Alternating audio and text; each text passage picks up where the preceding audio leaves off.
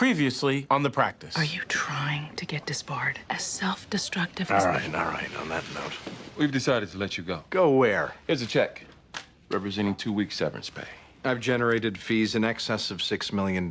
You've handed me a check for $15,000. Alan Shore seemed to know this was coming. Did you tell him? Yes. Your employment here is terminated. Wherever you take your business, I would urge you again not to take it to Alan Shore. It is our belief that he is unstable. I can't bear the idea of going back to work with you not being there. I'd need to be able to bring Tara back. My presence is so powerful, I don't even have to talk. Sometimes I'm better when I don't talk. This was my thinking. I'm Denny Crane, damn it. You hired him. Why didn't you stop me? You need to argue this motion. I'm scheduling an evidentiary hearing for next week. We'll take off our gloves and have at it.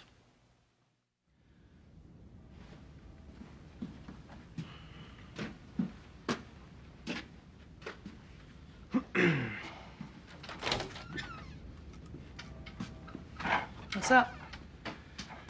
This is Noah Burke. He'll be representing us in our labor dispute. Wow. So we are going outside. Yes. Just a thought, but shouldn't I have been included in that decision? Well, that's the very issue we need to talk about. Look, Miss Fred, I can walk you through the legals, but cutting to the chase, this thing is close. I mean, Mr. Shore's estoppel claims are colorable. I mean, we have an associate here whose financial contributions grossly exceed those of the partners. He's hired an extremely deep and talented firm. I mean, we're in for a fight here, a difficult fight. So all this really is to preface one question, which is, where do you stand? Can I get you a cup of coffee? Okay, look. The guts of our case will be that Alan Shore is a bad guy. Now, you will need to testify.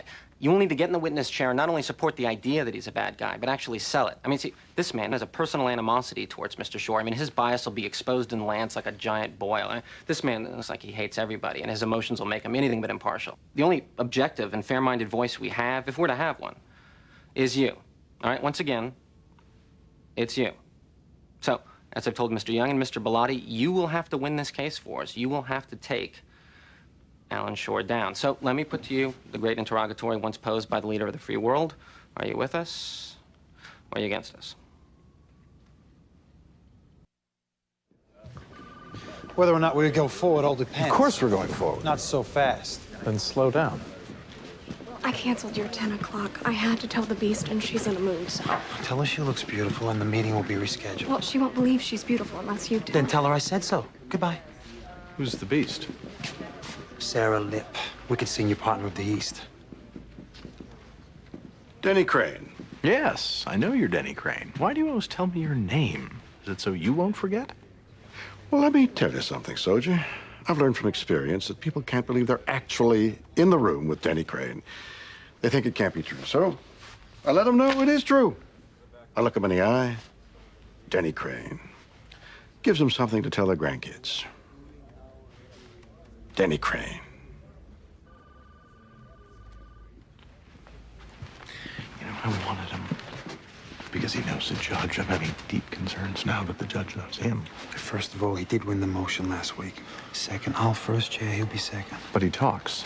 Aloud. I'll rein him in. He's an asset. We want him at our table. Trust me. Denny Crane.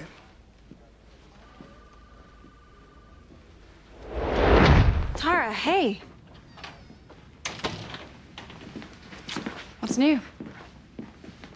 Don't even ask. You doing okay? Yeah. Tara, thanks for coming in. Let's go to my office.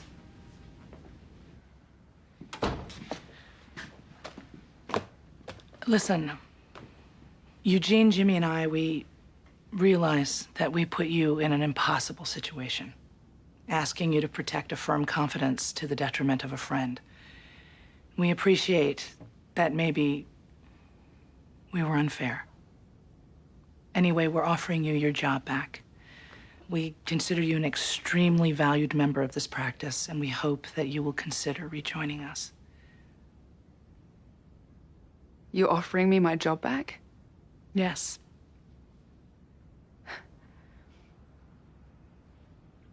And you're actually sorry for putting me in a difficult situation? Yes. Is Eugene sorry? Yes. Well, could Eugene apologize in person?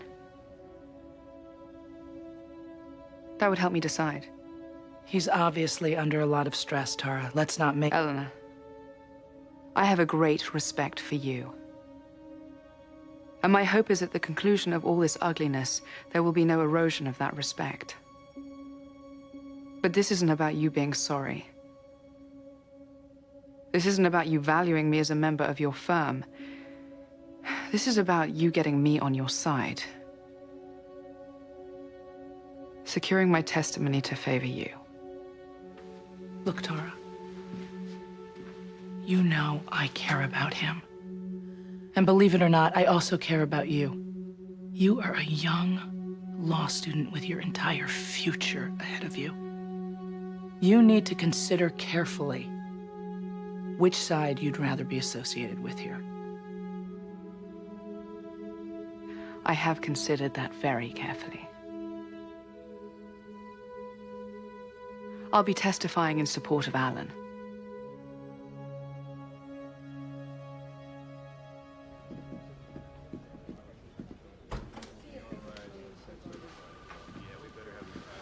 I can't underline enough my reservations about him being here. And I can't underline enough his presence has currency. I don't like it when people talk about me like I'm not in the room. Last time I checked, I was in the room. You know, I'm having a sudden burst of insecurity. I could use some reassurance. Could you just say those two little words I so long to hear? Denny Crane. Thank you. Sorry we're late. Let's get started. I'd like to preface my remarks by saying... Hold on just a minute. You're not late. You derive some sort of power, keeping everybody waiting. We agreed to meet at 2 o'clock, knowing you'd turn up at 10 past. Our plan all along was to start the meeting at 1:15. So we're just gonna stand around for 5 minutes. You little gerbil, why don't you gnaw on a stick of celery? Denny Crane. Look, we are here to take one last stab at settling this. We are not waiting 5 minutes. We are not waiting 2. Let's start over. Please.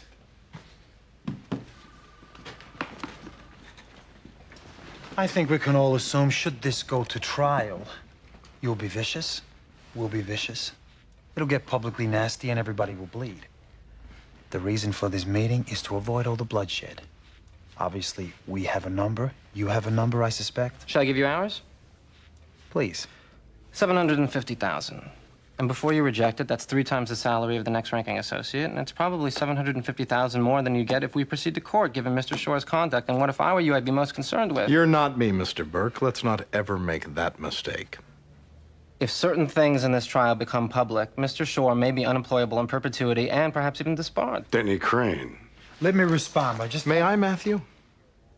Let's not compare my salary with that of the highest ranking associate. The whole point here is I don't compare with the rank associates at Young, Frutt, and Berluti. I, in fact, out-earn and out-produce the rank partners. So... You're being contentious. Denny Crane.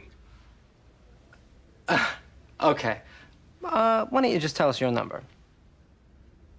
$1.9 million. What? Should Mr. Shaw be declared a de facto partner, his share this year alone will be over $1 million. And that doesn't even account for the revenues generated in the future by clients he brought in. Which he then stole. Denny Crane. And what that really doesn't account for, you guys were close to going under. Not true. You know what? You can read the books just like I can. If the jury finds that Alan saved this firm, and we have to allow for the possibility of that finding, we could get $5 million, maybe 6. Alan Shore was fired from his last firm for embezzling. We hired him out of charity more than anything else. We so... seem to be moving further apart now. May I finish, please? You may. But that last remark just pushed our demand up to 2.5. Alan? You know what? In the absence of any contract, I think the only fair thing is to agree. I have no right to work at your firm. I should walk away, and I will. I just want the money I brought in, $9 million. Take out overhead, give me the rest. 8.9 million. We can all shake hands. I think we're going to trial.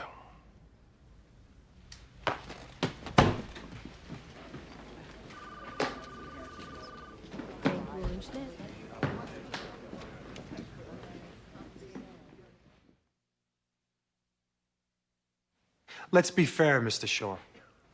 You were fired from your previous firm for embezzling. And I deserved it. I did not deserve to be fired from this firm. Because? Because I saved them from going bankrupt. Because I won my cases, and because I looked good doing it. Did you ever break any laws? Break any laws? Yes. Did you extort lawyers? Did you illegally download records? Were you privy to deals buying off witnesses? Did you suborn perjury? Ah, that. Perhaps. Perhaps. Look, they knew my character when they hired me. I never did anything. Hello, Judge. I never did anything ever that wasn't in my character. Well, Alan, come on. You could have risked disbarment with all this. That would run to the reputation of the firm. I was called before the bar already. Eugene Young stood up unsolicited, called me a just and honorable man. But when it was time to split up all the millions of dollars I generated, I was suddenly unworthy. Thank you, sir.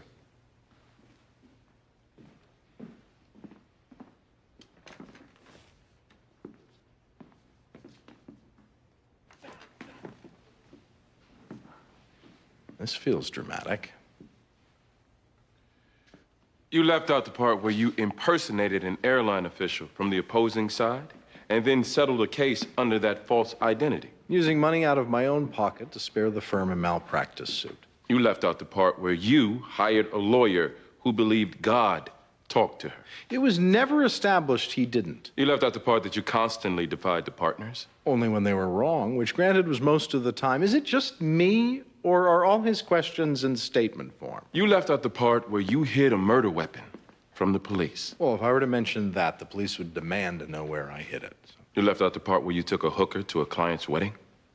The invitation said significant other. I thought it would last. You left out the part where you secretly installed video cameras in a woman's hotel room and taped her having sex. For blackmail purposes only. Okay, that was a lie. I watch for my own pleasure. This is all one big source of amusement for you, isn't it, Alan? I'll tell you this, Eugene. If you take life too seriously, it ceases to be funny. I tried to impart that and other little wisdoms to you, which you never took, but you always took the money.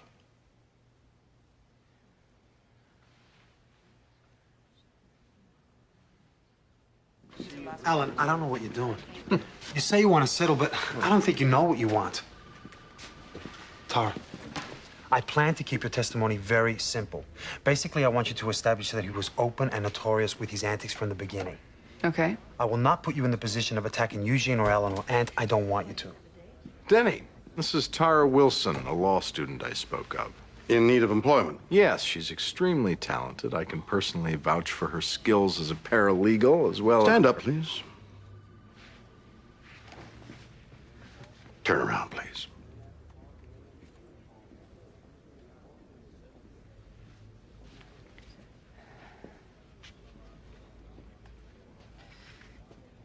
Lips real? Yes. Yours? Let me tell you something, Tara. We hire only pretty people in this firm. Pretty people get better results. Pretty girls keep me aroused. I think more clearly when I'm aroused. Are you a pretty girl, Soldier?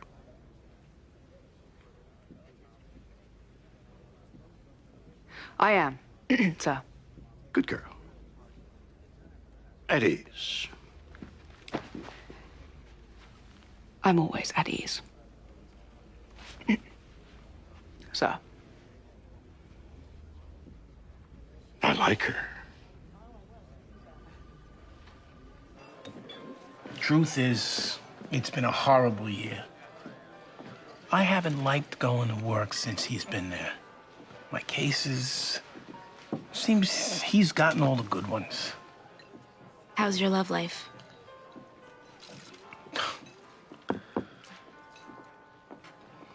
Sounds like I hate my life, doesn't it? Very much so. Why don't you change it? How? Well, what do you want to do? Jimmy, you mean you haven't even asked yourself the question?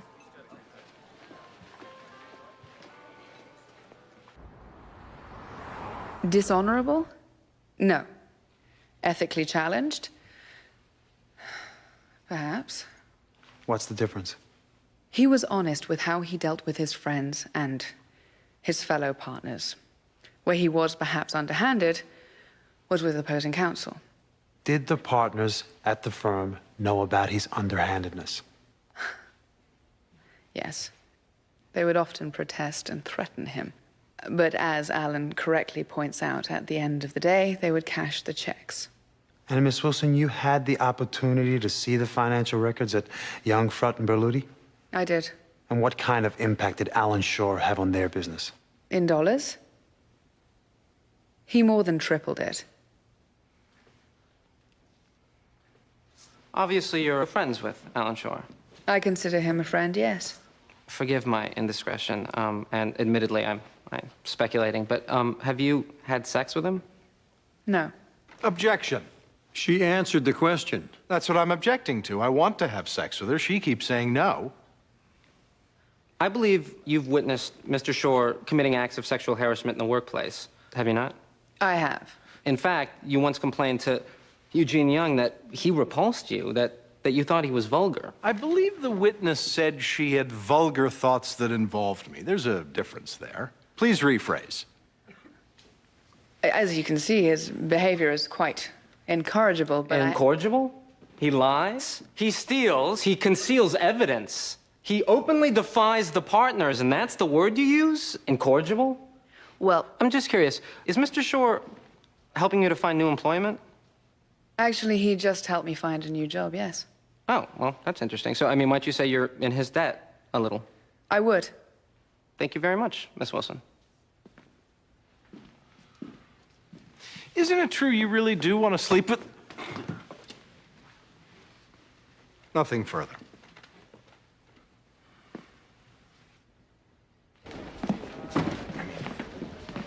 Matthew. Client confuses me. Does he want to lose? No, he can't contain himself sometimes. He's a complicated guy. This is not good behavior. This is not consistent with someone who wants to win. I understand. I'm concerned, Matthew. Client confuses me. He called me fat Mr. Shore did. almost every day. Usually in front of other people to humiliate me. It was some remark about my body. He'd also call me stupid. This is an associate directing insults at partners. And he's all shocked that we didn't want him. So that's why you voted to discharge him, because of all the insults. No, that's not the only reason. He violated legal ethics. He ignored privilege.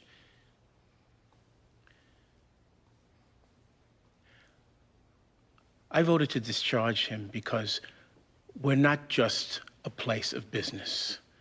We're not simply a corporate entity that exists to generate profits. We're a practice at law. The people in our practice have respect for the profession, respect for each other as people. He didn't. I voted to discharge him because it is not okay to ignore the ethical rules of the practice. I voted to discharge him because it is not okay to belittle people, to treat them with cruelty or ridicule. If he wants to build a firm where that kind of behavior is okay, let him build his own firm. But he was an associate at ours, and he dishonored it, and us, daily. Thank you, sir.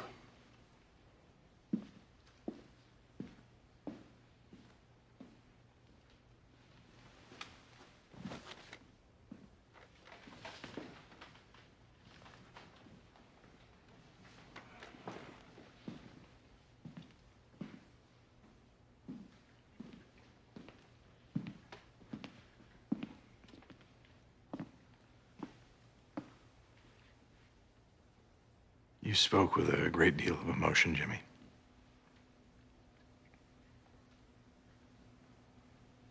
You don't like me, do you? No, I don't. Is it possible for you to completely separate your personal dislike of me from your objective opinion of me as an attorney? Honestly. Probably not. Thank you.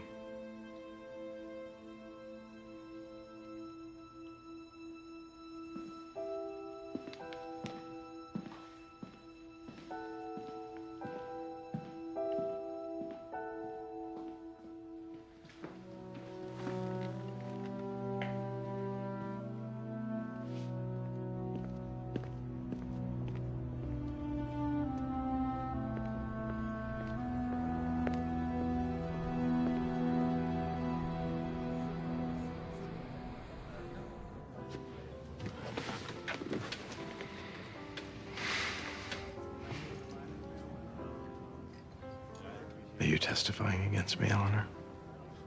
Alan, what do you want? The jury can't order us to rehire you. You claim it's not about the money. So, what is it that you want? I don't know. Maybe just to be...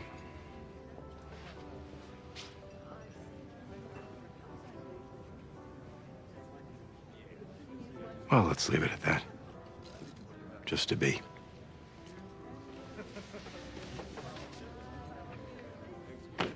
Are you trying to get the jury to judge you negatively?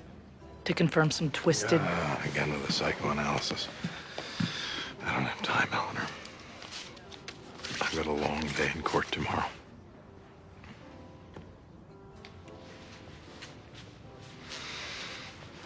Do you?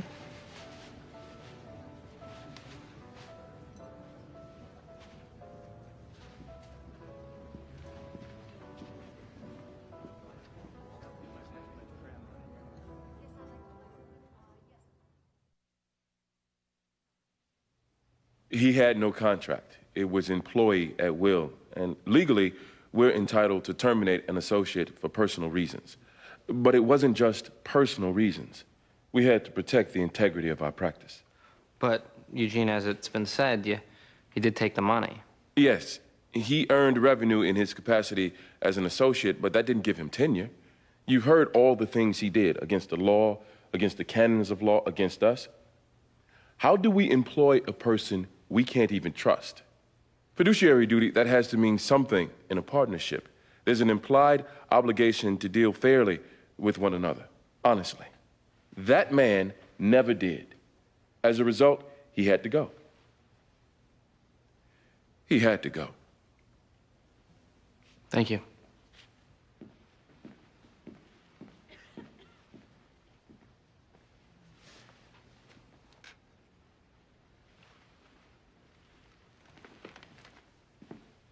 I want you to know I agree with everything you said, and if what you said about my client is true, I'd have fired his ass too.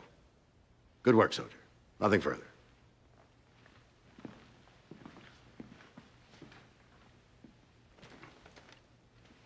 I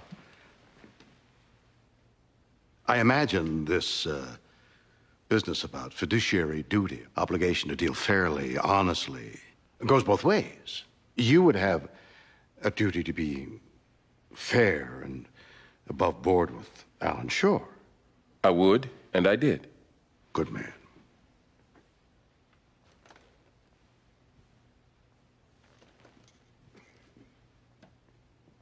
You had a meeting with Samuel Gould, a client of Al Shore's, last week, did you not? I did. Longtime client of Al Shore's, am I right? Yes. I must strongly caution you against going with Alan Shore. Why? It is our belief that he is unstable, that he has self-destructive personality tendencies, that he's also prone to committing unethical, sometimes even criminal acts. Wherever you take your business, I would urge you again not to take it to Alan Shore. That was you, trying to steal Al Shore's client. Was that a fiduciary stab in Al's back? At the time of that discussion, Samuel Gould was a client of the firm. Your Honor, it's illegal to secretly tape record. There was nothing secret about it. Mr. Gould taped all his meetings. Firm knew it. Did you forget? He is unstable. That he has self-destructive personality tendencies. That's slander, Mr. Young. Truth is a complete defense to slander. I spoke the truth.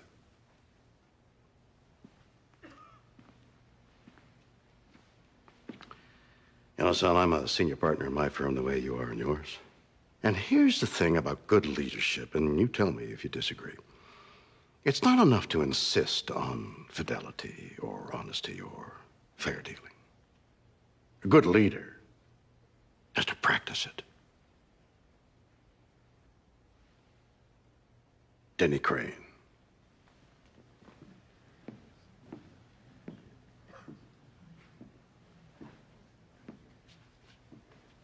Was it my imagination, or was he actually quite effective? I keep telling you, once he's in a courtroom, all the plaque on his brain just dissolves. I don't know what the hell it is, but I think it was effective. I don't like it when people talk about me like I'm not in the corridor. Last time I checked, I was in the corridor.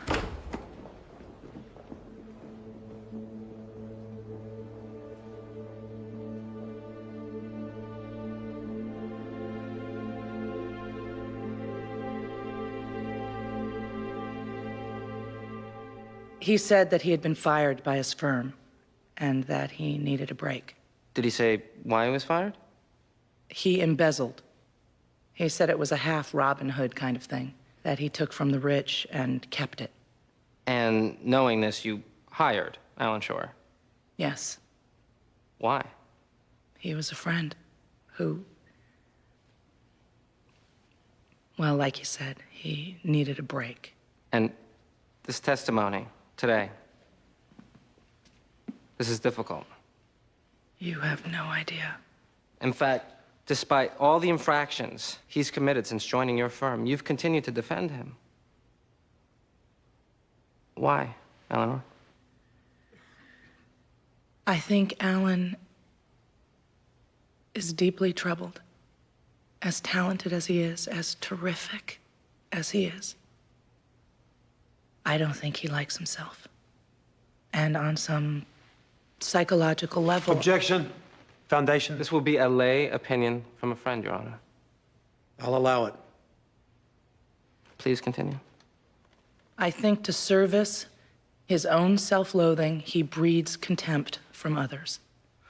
We heard Eugene Young use the words self-destructive. That would be fair. I've said that to Alan on more than one occasion. I truly believe he's trying to destroy himself. I don't think it was ever his intent to damage the firm. But that's what he started to do. So you agree then with the decision to discharge him? I do. Thank you, Eleanor.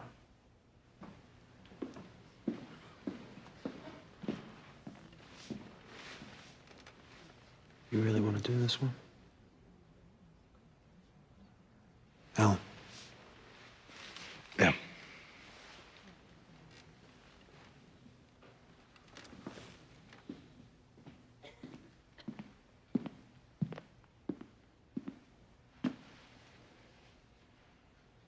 You think it's best that I leave?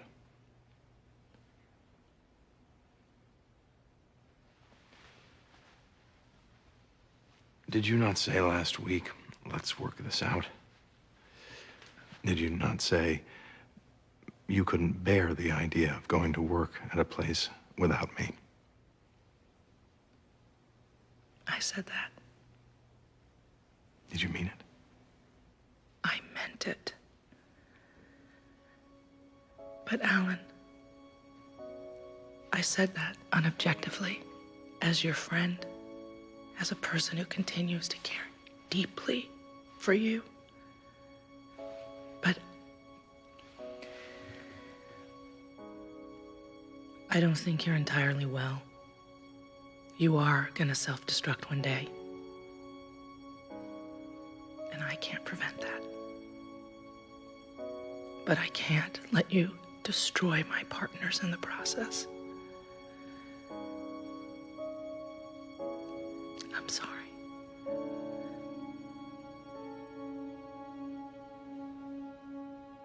I see.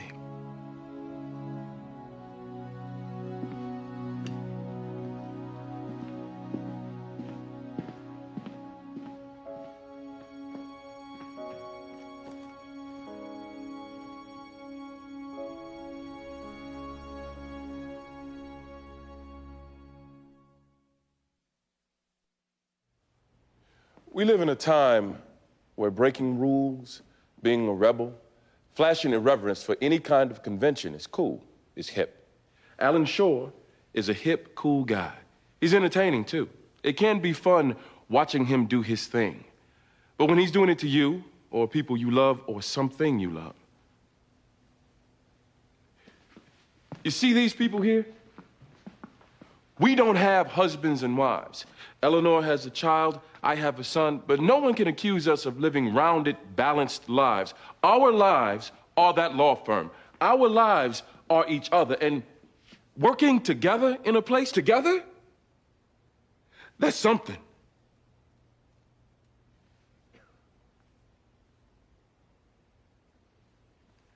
I might even call that everything. This man couldn't get that. He came in from the very first day and behaved in a way that said, people here don't have to be moral. People here don't have to conduct themselves with integrity. That people here don't need to be honest. You heard the list. Blackmail, extortion, breaking privilege, impersonating opposing parties, concealing evidence. It goes on and on. He did this acting as an agent of the place we built. Alan Shore thinks he got fired because we were afraid he'd bring the firm down. What he can't seem to get is that he's already brought us down. Like I said, I know scandal is hip these days. For sure, it's profitable. But at Young, Frutt, and Berluti, character still counts. It must count.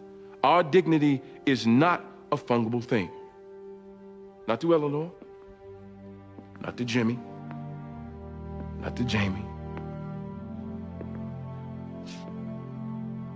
not to me. Alan Shore just can't get that.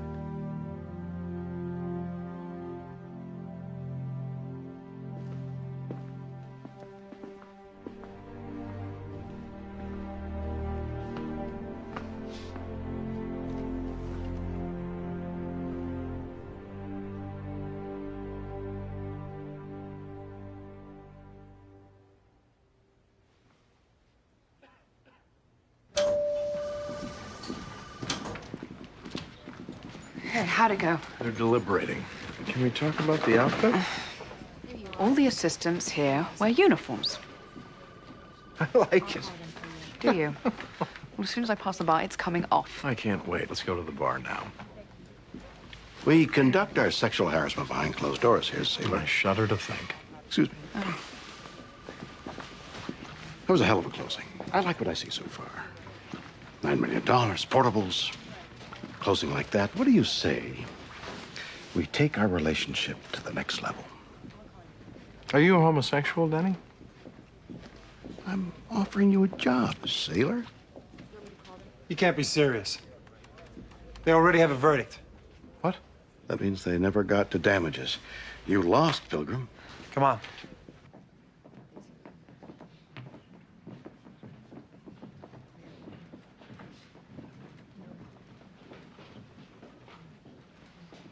It's exciting.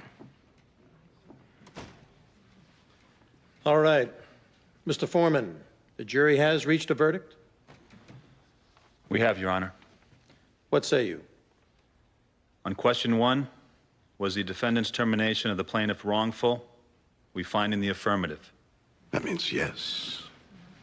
On question 2, concerning damages, we order the defendant to pay the plaintiff compensatory damages in the amount of $2.3 million.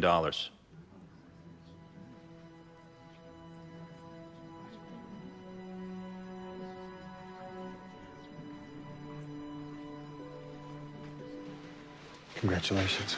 Thank you.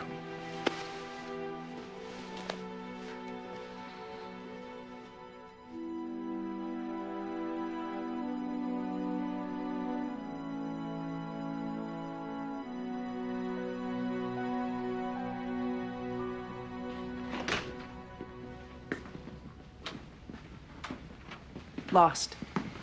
2.3 million. Two? We've appealed. Let's not. Well, does this affect payroll?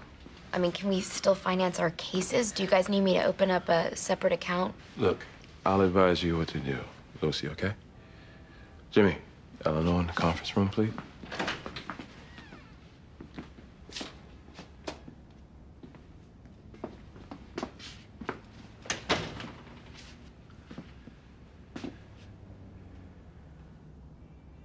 I don't want the money. If the judgment holds up, we'll pay you the money. I don't want it. Well, you'll get it. Do with it what you want.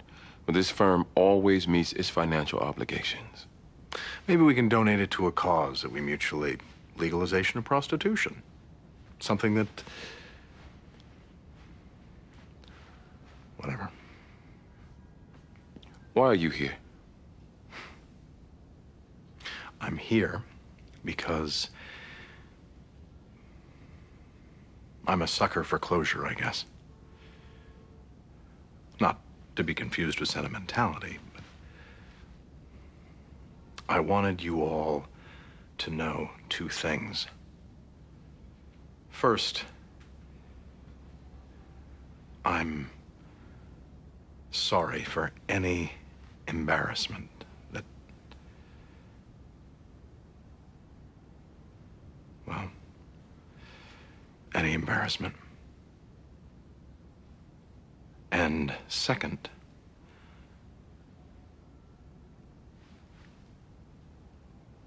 I really loved working here. I know my coming back isn't an option, but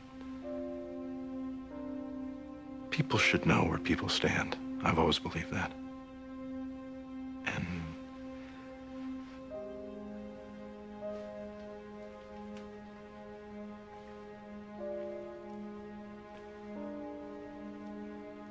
I loved working here. I wanted you to know.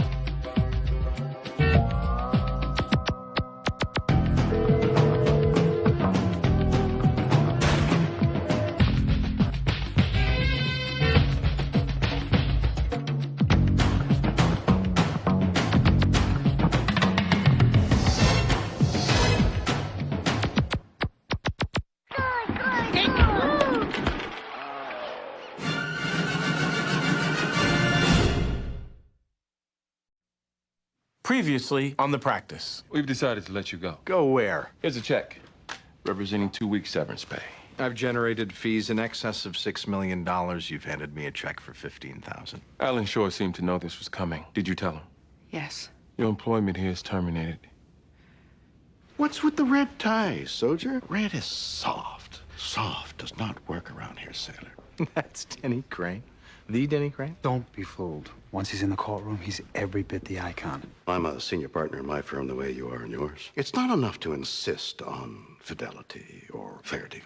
A good leader has to practice it. Was the defendant's termination of the plaintiff wrongful? We find in the affirmative. We are the defendant to pay the plaintiff $2.3 million. Denny, this is Tara Wilson. We hire only the prettiest people in this firm. Are you a pretty girl, soldier? I am, sir. I like her.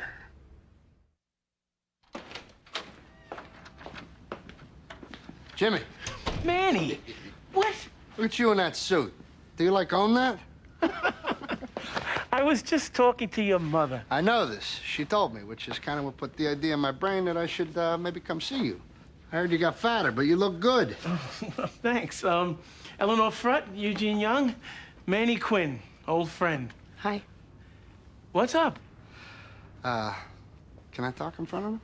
Well, yes, they're lawyers. Privilege applies to all of us. I've had some drug problems as of late. Not using, I swear. Just selling. I would never use.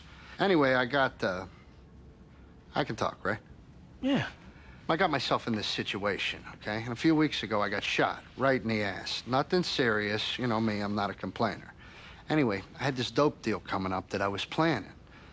I didn't tell anybody, except Gigi Cooley, my girlfriend. Remember Gigi? Of course. How is she? Well, she got fatter, but she's good. Anyway, all of a sudden, the feds are busting down my door. I got raided. They seized my pot, they arrested me, they opened the wound in my ass all over again. It was terrible. It healed up good, and I'm not suing for that or nothing. But my point, nobody could have known about this drug deal, Jimmy. I didn't tell no one. I think the FBI bugged me. I'm positive. Bugged you? How? They inserted some device in my buttocks.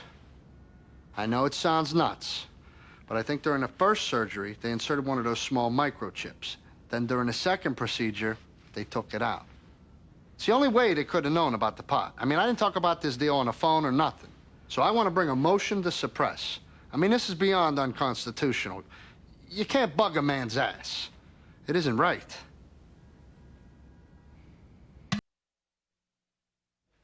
You must be joking.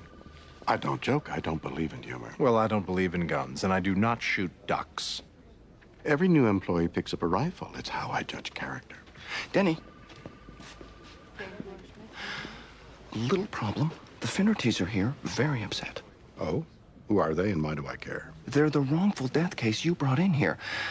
And they're upset because their trial starts tomorrow and you've been totally absent. Did you explain to them that I'm typically absent? I did. And they're maintaining it's you they hired, and they're feeling defrauded. All right. Tell them I'll be right in. Okay, and to prepare me, do you know what you plan to say? No idea. Most paralegals request not to work with me, and just so you know, I am totally fine with being hated. Got it. I'm actually not that difficult. Don't do anything to disappoint me, and we'll get along fine. Something like that. Sally, if you dress like that, people will get the right idea about you. Please, go home and change. You can't keep talking to me like this. Woman on woman can still be sexual harassment. Wonderful. And if you look around, you might find someone who cares. In the meantime, go home, or wherever it was you woke up this morning, and put on a different outfit. At ease.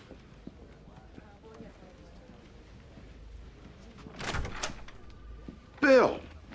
Sarah. Good to see you. Good to see us.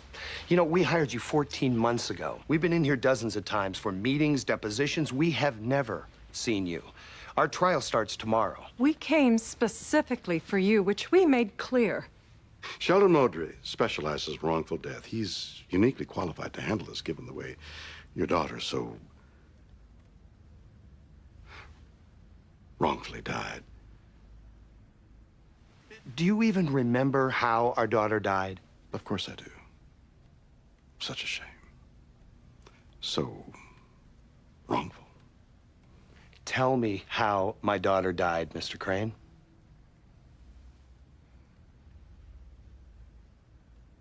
Bill, Sarah, Mary died when a store light fixture fell tragically on her. Are you going to be trying this case or not? I am going to be trying this case. I beg your pardon? He's a friend, Eugene, so I'd like to, help. You filed a motion to suppress? Yes, based on the exclusionary rule. The client had a reasonable expectation of privacy, which we feel was violated.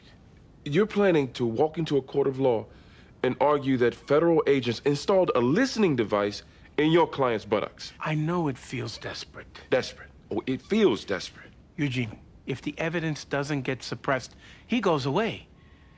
This is one of my oldest friends. I gotta do this. He says when he had a rigorous movement, he could hear a little beeping sound. You can't possibly try this case. Why not? You don't know the facts. You don't know the law. We'll lay it out in the memo. 1 page, no more, double-spaced. That's far too complicated. 1 page, double-spaced. Off you go. Denny. Edmund, are we on today? No, I have an emergency. Could I talk to you? Of course.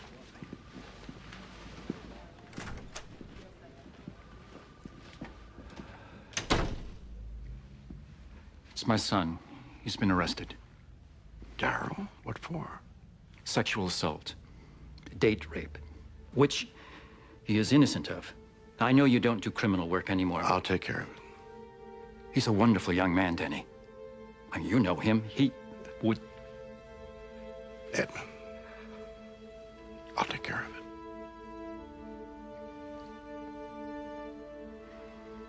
Denny's insisting on trying a case that he knows nothing about. Tomorrow. He settled a claim behind my back. He lit my tie on fire because it was red. He referred me to a surgeon to get my breasts done. Now, see, that is what are you going to do about it? I can't work like this example. That's why we're having this. Whoa. Let's all take a breath. Richard, as I understand it, the case he settled behind your back was for more money than you were prepared to close on. Mitchell, the tie smoked a little. It did not go ablaze. And Julie, you've been complaining about your breast for 3 months. No, you seem to be the only one who can handle this man, Matthew. You need to somehow rein him in. This is Alan Shore, Sheldon. In addition to being a gifted attorney, he's an accomplished Denny Crane wrangler. He'll join you at tomorrow's trial. What? Please, let's all remember when dealing with Denny, deep down beneath that amusing exterior, his name comes first on the letterhead. Hannah, I need you now, sweetheart. That's it? That's it. So, this man, what are you going to do about it? A son of a client just got arrested for date rape. Denny just asked me. Oh, no. Big client, Hannah. You're an I XDA. You told might you, be able to no finesse this. more criminal- Please don't make me beg. Remember what happened the last time I got on my knees? Don't flatter yourself. You weren't that great. Well, I need you to be, Hannah. Like only you can. Yes, and you're not that charming either. I left the DA's office to get away Danny from... promised the client we'd make it go away. And I promise I'll make it up to you. Pretty please? Date rape. What do you mean I can't take it? Obviously, this is a very precarious time for the firm. Which is why I would think we could use clients, even... Not that client. Manny is one of my oldest friends. Jimmy, the absurdity of this motion would damage our credibility, and that would hurt our other clients. I want to take this case. We're voting 2-1 to turn it down. You know, I never come to you and ask... We understand that, Jimmy. And if it were anything but this, we would probably say yes. But this firm cannot go into court and claim that the FBI bugged a client's ass. We don't know for sure they didn't. The stuff that's going on these days... Fine. Get some evidence to support it, we'll reconsider. But for now, we're not taking the case.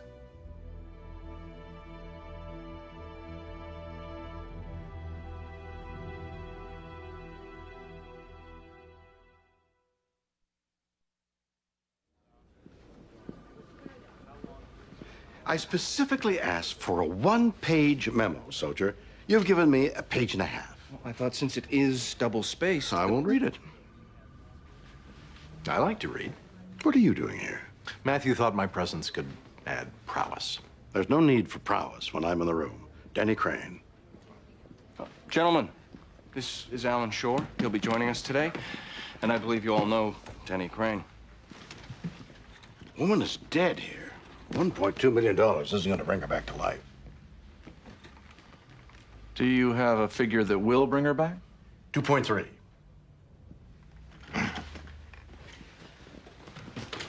Mr. Crane, the decedent was not a college graduate.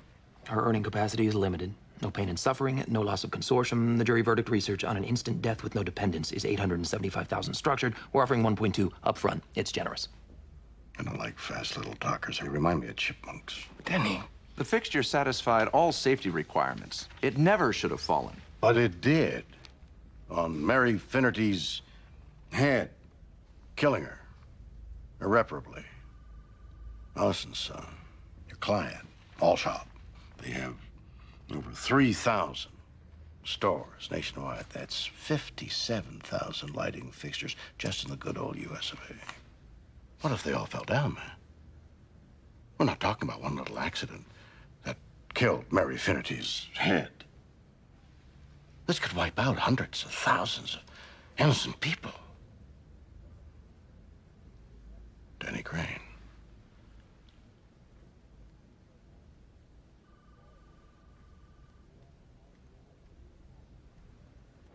The sex was consensual. I give you my word, Miss Rose. Well, her word seems to be rape. And since there's both torn clothing and vaginal bruises... She's making it up. Why would she do this? Because rape trials are fun? I dated this girl. We had sex before, consensual. But if you'd had sex before, why would she now be saying that she was raped? Excuse me a second. I realize that everyone is different, but I don't like my paralegals to talk. I'm happy to receive your input later. But I am so ready to give it to you now. Obviously, for you to speak to a junior partner like that, you must be screwing a senior partner.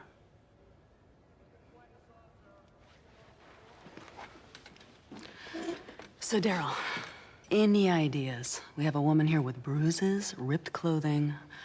I'm looking for a little direction here. Well, her father was very abusive to her when she was younger. He even sexually assaulted her. And?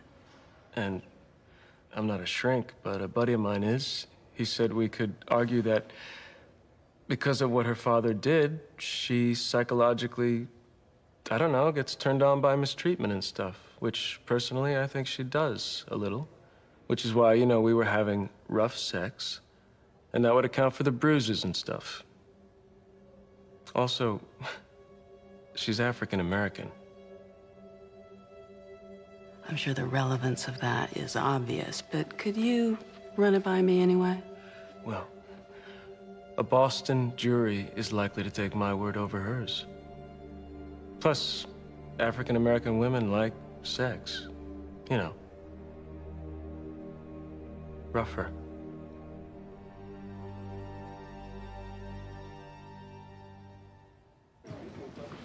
What do you mean you can't take my case? My firm, they voted against it. I thought you were a partner. I am, but I was outvoted, Manny. Jimmy, if I don't suppress this evidence, I'm looking at 8 years. I tried. I don't understand it. It's a criminal firm. You're a partner. I'm a criminal. And besides, you're my friend here. I know, but... But nothing, Jimmy. You remember when you passed the bar? We threw that great big party. And you gave this great speech about what it meant. How you were finally going to be able to help your friends. Well, here I am coming to you for help. Now, what's the deal?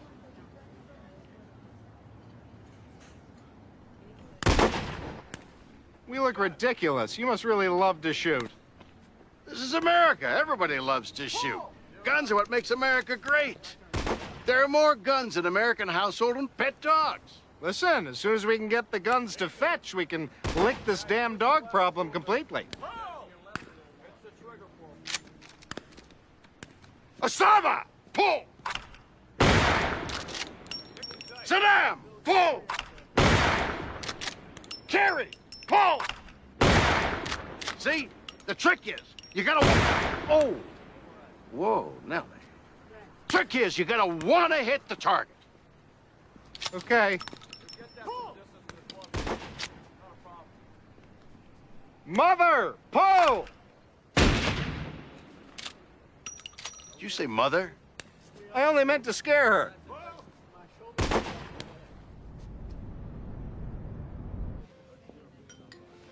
Now that we've played guns together, can I be candid, Denny? I've had the opportunity to observe you for a while from up close and afar, and I've consistently noticed something. Like what? You're not well. People in your firm aren't going to tell you that because they like you.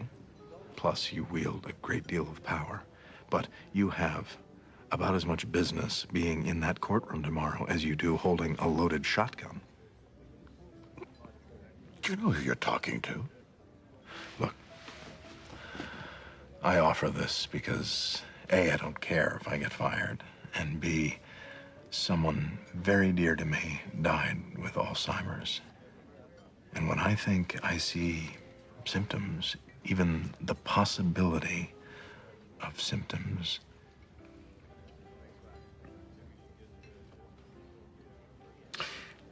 The fact that you may have Alzheimer's does not entitle you to criticize me. Denny, these people, the Finnerdys, have waited 14 months for trial. They want me. Because they think you're prepared. Who do you think you are? Huh? I hire you. You're here a week. Now you're trying to tell me what to do? Nobody tells me what to do.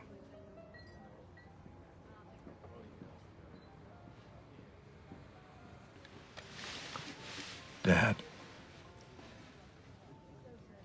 you're my father and you don't even remember.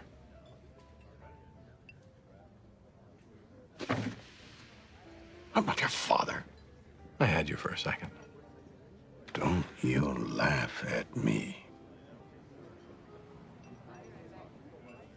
I'm healthy. The picture of health.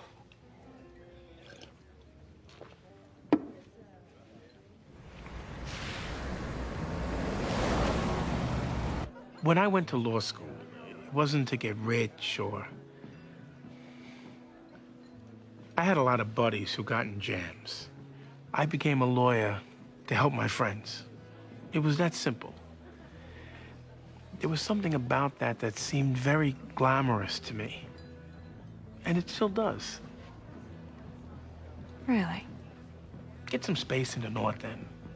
Wake up every morning, drop my laundry off at the Fluff and Fold, have coffee with Lenny and Sal at Maury's Donuts, help Steve get the Denver boot off his pickup, help Sylvia get a loan even though she's got no credit, negotiate a better price on a condo for my Aunt Mary. Help the people I really care about to live better lives, you know? Then close up early enough to have supper with them. That sounds like a life to me. A rich one, even.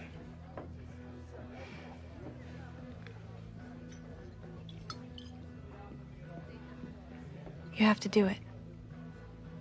Do what? Hang a shingle in the North End.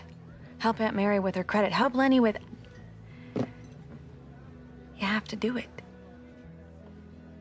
I can't abandon the firm now, of all time. Jimmy, the word on the street is our firm is over. I've been looking. You have? And get this. One of my close friends is a headhunter. Eugene's put his name out there. What? Eugene?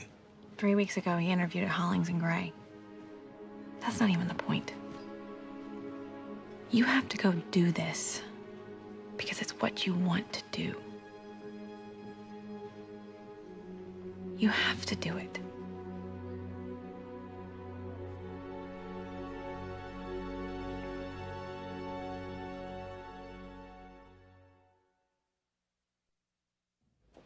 It's not just going away, Matthew, especially not quickly. He raped her. Not what I want to hear. Look, get the new guy to do this. He's done criminal The new cases. guy is in court on Denny Crane control. I told you when I came here it was to get away from criminal law. I have an official complaint to lodge, and since it's about her, she might as well be present for it. I fight my battles open. You might want to opt for an adverb there, Sal. Openly would support your predicate. Open would describe your leg position at the bar. I want that on the record. Ooh, the girls are fighting. Got a big one, Glenn. Yeah, tell me something I don't know. Oh, please. Hannah. Glenn. Date rape. We need to find some credibility issues quickly. Victim's name is Candace Watson. Suspect's father is a blue chip. We'll get you employee records, school transcripts, credit report. Your hair. It's so you. Hi. Hi. We're not simply looking to prevail at trial. The goal would be to squash this now. I need this.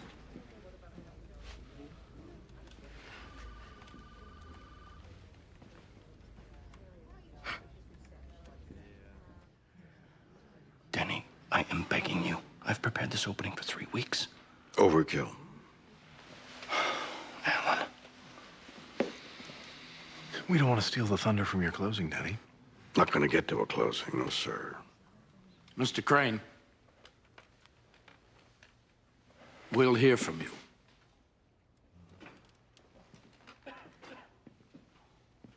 Denny Crane, I represent the plaintiff, and here's what's going to happen. A whole lot of witnesses are going to get up and tell you how and why All Shop's lighting fixture fell on Mary Finnerty's head, killing her. Defense is going to get up, have their say, then I'll get up again and ask you to give Sarah and Bill Finnerty a whole lot of money. Now, it's difficult to put a price on a human life, I grant you. But this is All Shop. And as the defense counsel was so quick to point out to me, they have over 3,000 stores in this country, 10,000 internationally. We're not talking about one lighting fixture. We're talking about a lot of lives at stake here. Objection. Sustained. Mr. Crane, can we talk about this case only? Can we do that? Oh, of course. I'm sorry, Your Honor.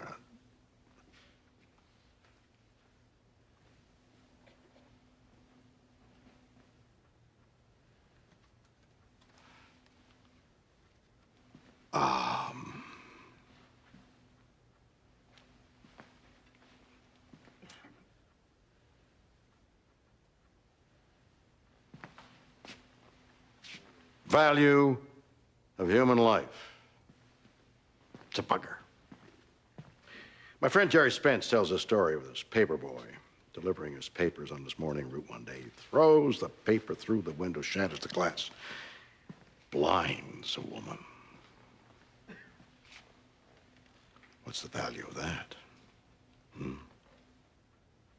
Paper boy decides to give the woman his profits for the week. Not very much, considering she was blinded.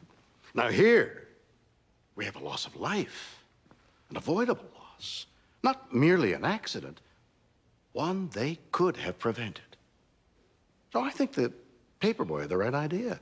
At the end of this trial, I'm going to get up. I'm going to ask the defendant to pay my client 1 week's profit. No, let's make that a day's profit.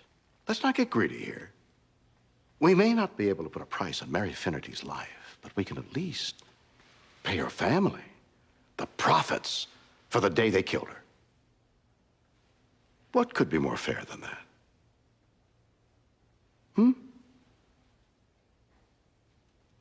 My client's profits are not relevant. The number of stores they have is not relevant. How dare you go into that? And how dare you not shut him down? May I go off the record, briefly? Go right ahead. Thank you. This is not for your ears, by the way. You stupid bastard. Cases rarely turn on what's legally relevant. What you have to be concerned with here is that All Shop makes $160 million of pure profit a day. In gross revenue is $800 million. In the 20 minutes it took the ambulance to reach Mary Finnerty's crushed head, your client took in $10 million. That might slip out in court, and even if it doesn't, look at this face. It comes with its own publicist. The jury will get wind of those numbers. In which case, we'll appeal. Great. And do you think you'll be the lawyers to handle that appeal when your client gets whacked with a $50 million judgment? You're an ass. You're an ass. You're an ass. How about we settle this case like your careers depended on it? Dumb bastards. I'm sorry, where were we? Leaving? I've been thinking about this for a long time. And now... Because you couldn't take that case? In part, yes. The truth is, I've always wanted to hang my own shingle. I'm 43 years old. If I don't do it now, when then? Considering what we're going through now, how can you even think of leaving? You are. You interviewed with Hollings and Gray last month. Is that true, Eugene? They called for an interview. I declined. No, you didn't. I declined the job. But not the interview. You considered leaving, Eugene. That's what I've been doing. We just came to different conclusions. Do you have any idea how difficult it would be to launch a practice? Probably not. But I'm not coming totally from logic here. This is emotional. Given that, why don't you at least wait to see if this impulse passes? The truth is, Eleanor, I've been wanting to leave for 100 years. I love this and all of you, don't get me wrong. But what I really want to do, deep down, this isn't it. I'll pitch in, handle cases, whatever you need. I won't abandon you. But I gotta do this. And when would you do this? Today. It needs to be now.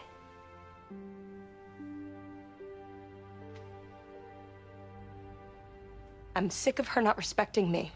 I made law review at Holy Cross, top 10% of my class, and people totally dismiss me because of the way I dress. Well, then let's talk about your dress. I get clients because of the way I look, Matthew. People approach me. Men approach you. Yes, many of whom go on to hire me. And is that how you plan to carve out your career? You know, you're right. Law review, top 10% of your class. Firms all over town should have been extending offers. How many did? Sally, you're an attorney. I'm also 25, and I'm not gonna dress like I'm 40. My legal skills are excellent. I shouldn't get punished because my skirts are short. And you can tell Hannah, I'm gonna hit her. I don't care if she's a partner. If she keeps treating me like this, I'm gonna hit her.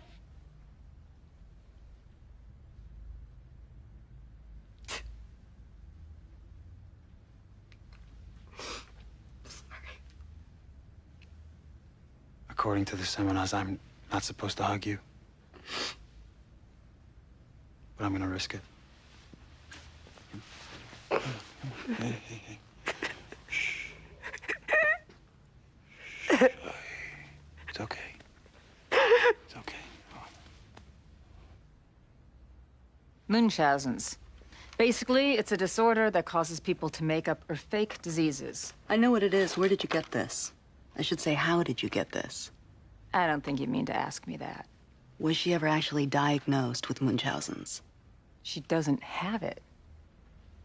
Then why is she on a hospital list? It's computer generated. If a person is admitted for treatment over and over, the name eventually might end up on a possible Munchausen list. Even if the injuries are legit? Shouldn't happen, but one doctor along the way had to wonder whether she was really abused by her father. That's enough.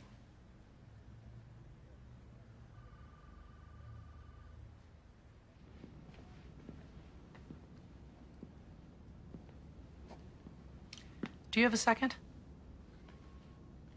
Sure.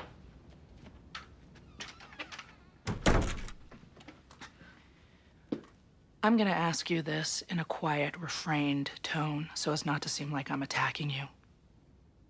How is it you could interview with another law firm at Eleanor, they wanted to meet. I told them I was not interested. They were persistent about at least talking. I only agreed to hear them out. I did. I restated my position that I had no interest in leaving here, and that was the end of it. Was that before or after you fired Alan? It was after the firm voted to discharge Alan Shore. Eugene, I don't think I need to lecture you on the importance of perception, but for us, during an incredibly vulnerable period, for our senior partner to be seen interviewing... Nobody saw. The word was out. Jamie heard it. She told Jimmy. The word got out.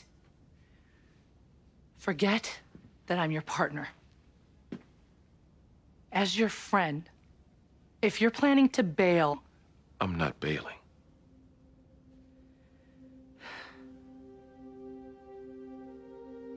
Are we gonna survive, Eugene? We'll survive. I'm not bailing. And we'll survive.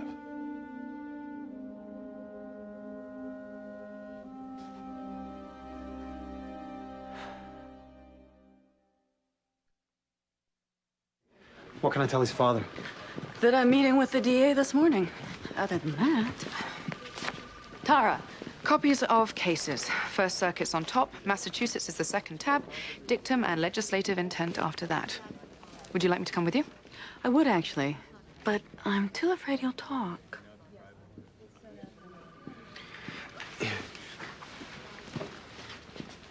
Would it kill you to be kind? Actually, I was once, and it almost did. Ah, so I get the blame for how you treat people. Just the opposite. I give you total credit. Hannah, I would hate to be the only one to experience the tender you. It's late. I've got to go do good deeds.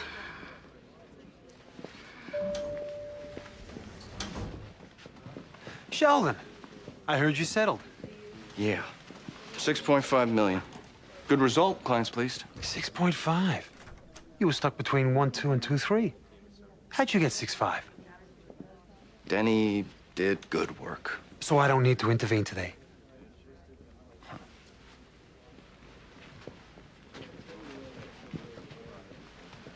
Don't you love it here? These convictions are extremely difficult to get, especially when the suspect and victim once had a consensual relationship. Well, their relationship... I'm not saying I won't get it. I'm just trying to prepare you, Mr. Watson. Kenny, Oh, I'm sorry. I didn't know you were busy. Actually, I did. You're Candace Watson's father? I am? Hannah Rose. I have the unfortunate task of defending the man who raped your daughter, who, between the three of us, I'm convinced is guilty. What do you want, Hannah? In the interest of no surprises, medical report. A claim you once abused your daughter. I'm sure you didn't. A hospital turned up her name as a possible Munchausen's. Hannah, if you could excuse us, please. If she makes things up. That's all, Hannah. I'm leaving. This can be used to pierce Rape Shield, which is vulnerable to begin with. You might want to consider sparing your daughter this trial. Hannah, get out. Misdemeanor assault, 1 year suspended. That's a gift. None of us wants to go to trial here.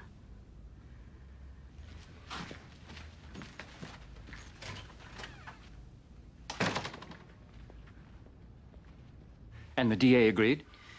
I just got the call. Your son does get a conviction. Yeah, but no jail. Assuming the judge signs off, which he should.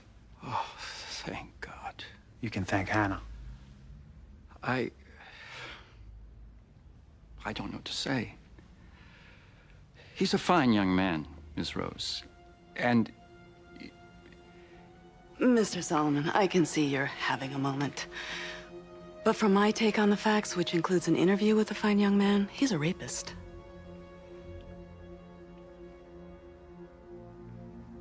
If he's to make anything of this second chance, Daddy needs to see the fine young man for what he is and get him into some counseling.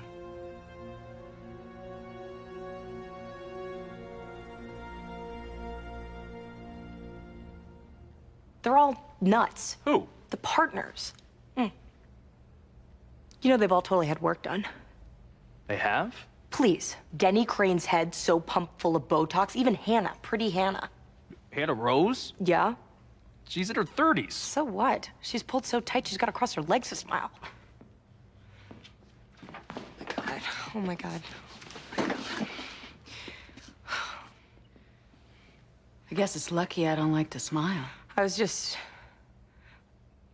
Oh my God.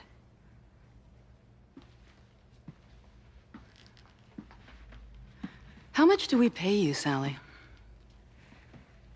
$160,000. Do you think we pay you $160,000 to come down here to the storage room and smoke pot, Sally? No, ma'am. It would be a mistake to call me ma'am. Give me the joint, Sally. Do you need to pee, Mark? Yes, ma'am. Sir. Hannah. God. Go pee, Mark.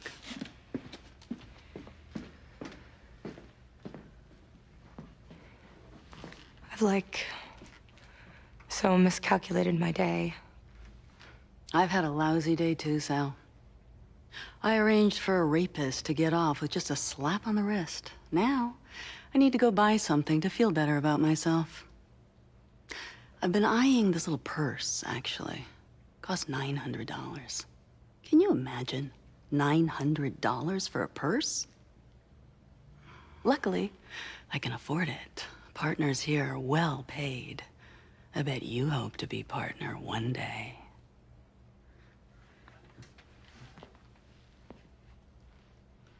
Complain about me to anyone ever again, even to your own mother. This little pot incident comes to light.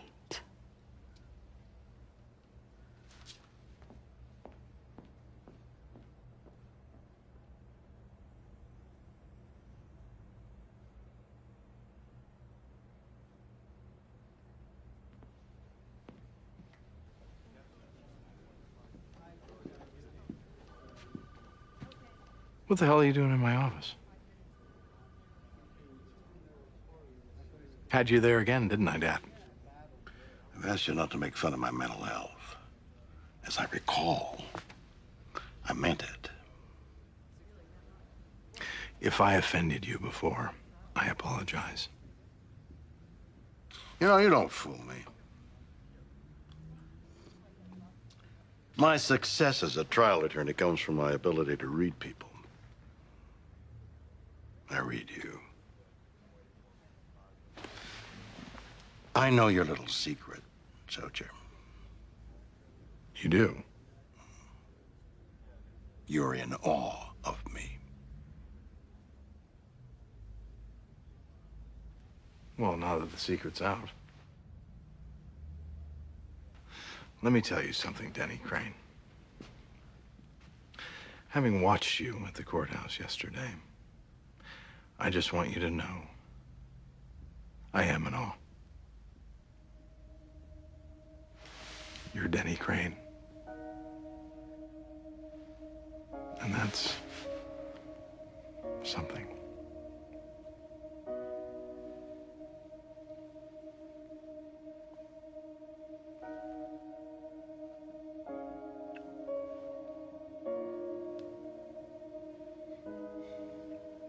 You've taken up a minute of my time.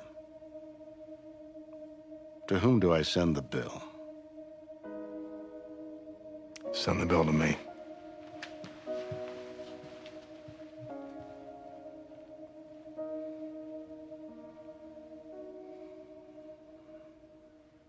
Best thing is it's elegant. You can go dressy and it's casual. It goes with the sweater and jeans just as well. And the size?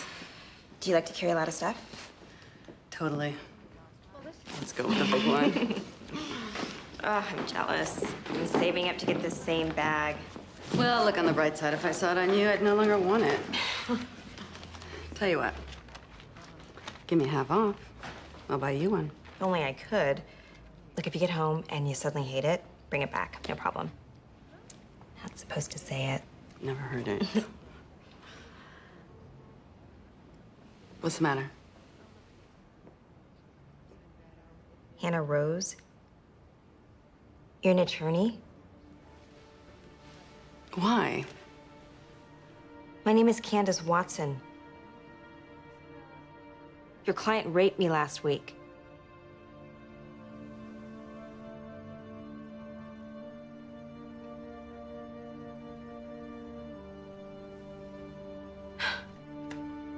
Small town, Boston. Just sign here, please, and you're good to go. Look,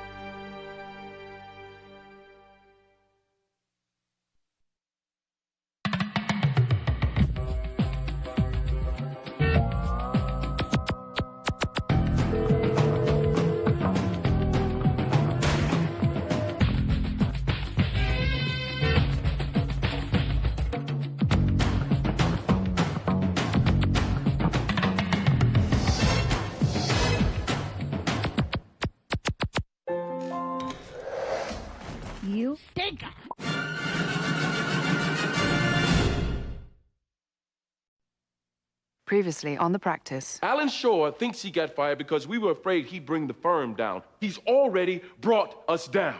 Our lives are that law firm. Working together, that's something. I might even call that everything. Most paralegals request not to work with me, and just so you know, I am totally fine with being hated. Sally, if you dress like that, people will get the right idea about you. Please, go home and change. My legal skills are excellent. I shouldn't get punished because my skirts are short. And you can tell Hannah, I'm gonna hit her. I don't care if she's a partner. If she keeps treating me like this, I'm gonna hit her.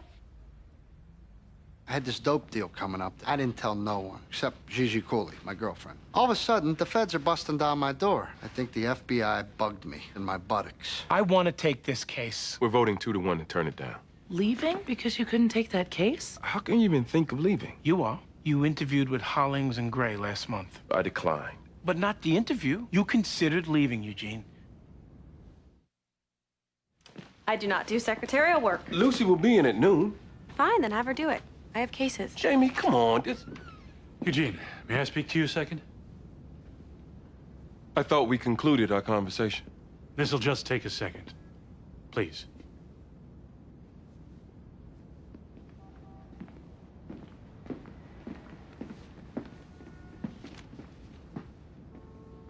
What's that about? That was Kevin Stadler. He's from Hollings and Gray, the firm that Eugene interviewed for. I thought he turned that down.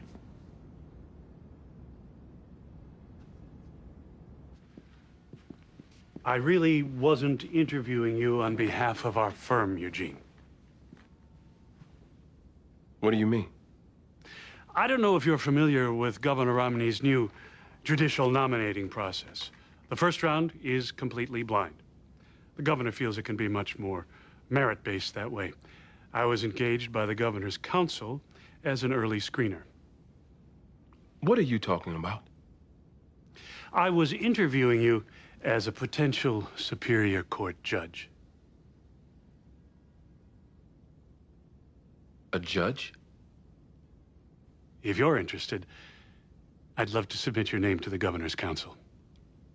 To be a Superior Court judge? To be a Superior Court judge.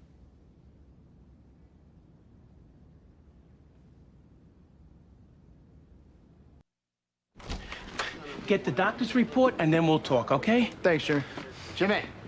Manny, hey, Gigi. Oh, go in the conference room. Hey, you said you would take me next. 10 minutes, Mr. Papp. Ah, this is discrimination. Millie Trevally, her husband bid her she wants to sue. Right in the thigh. I'll be with Through you blood. as soon as I can. Susie, could you get Mrs. Trevally some coffee, please? I'd love some myself. We don't got any. Maybe you could get some? Oh, yeah, like I got nothing to do. Gigi, hey, congratulations. Oh, thanks. It's the happiest moment in my life. Look, I talked to both ER doctors who treated you. They claim there was no device inserted into your person. Well, of course they're gonna say that. Manny. They must have got some mind-reading psychic. And going into a person's head, you should need a warrant for that, too. This is how he got labeled. I got a buddy in the bureau. I'll talk to him. But we need to think about a plea. Now, look, never mind plea. I got a friend. And I can give them something they want, Jimmy. My friend spent some time in the oil business, and he knows where they are. Knows where who are?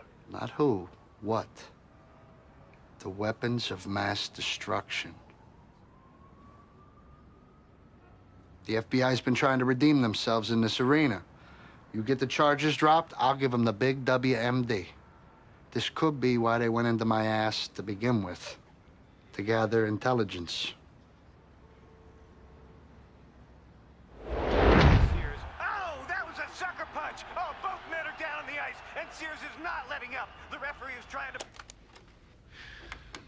Gee, you're certainly a good hockey player.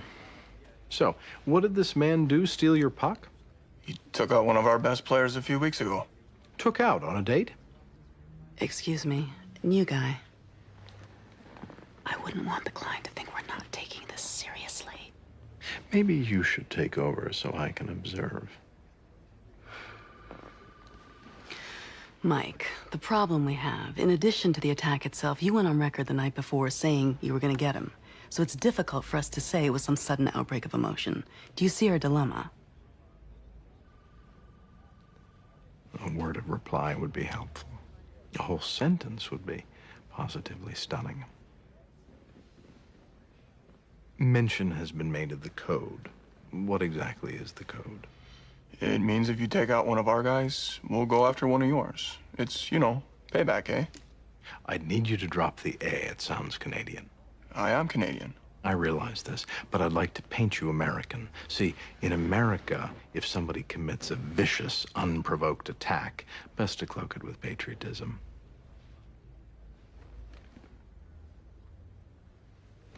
Oh, hello. I can see you're observing again. Am I knotted tightly enough for you?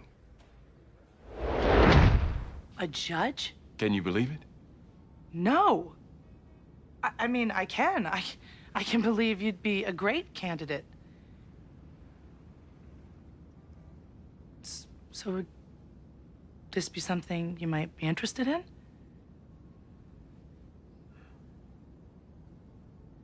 Eugene, I think it would be great. I do. It would be fabulous if... First of all, it's not at the point where I even have to ask myself whether or not... Eugene, clearly it is at that point. If you're interested, the process continues. If you're not...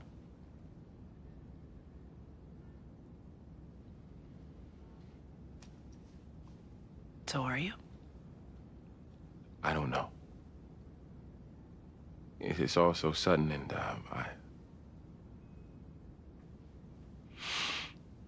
I just need to think.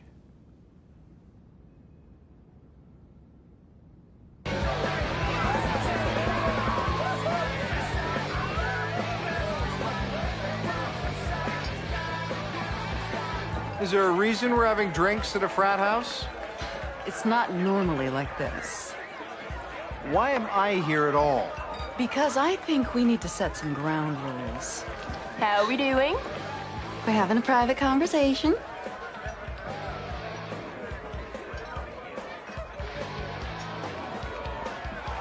I saw that. Saw what? You need to be clear on a few things, Mr. Short. If you... Something wrong? Other than your nature? I'll be right back.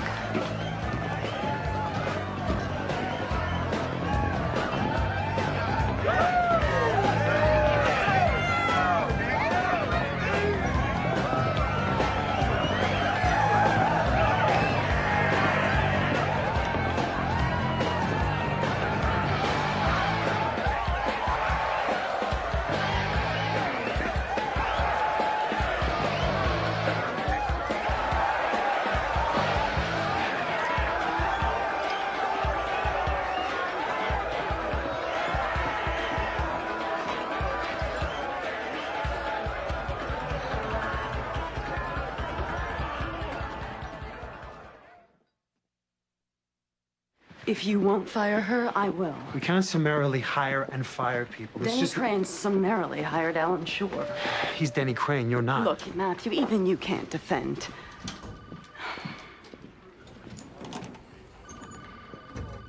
When you get a free moment, could you come to my office, please? It's my personal and private time. This firm does not own me. Matthew, she seems to think the firm doesn't own her. When you get a free moment, please. Were you dancing in some bar last night? Without wardrobe?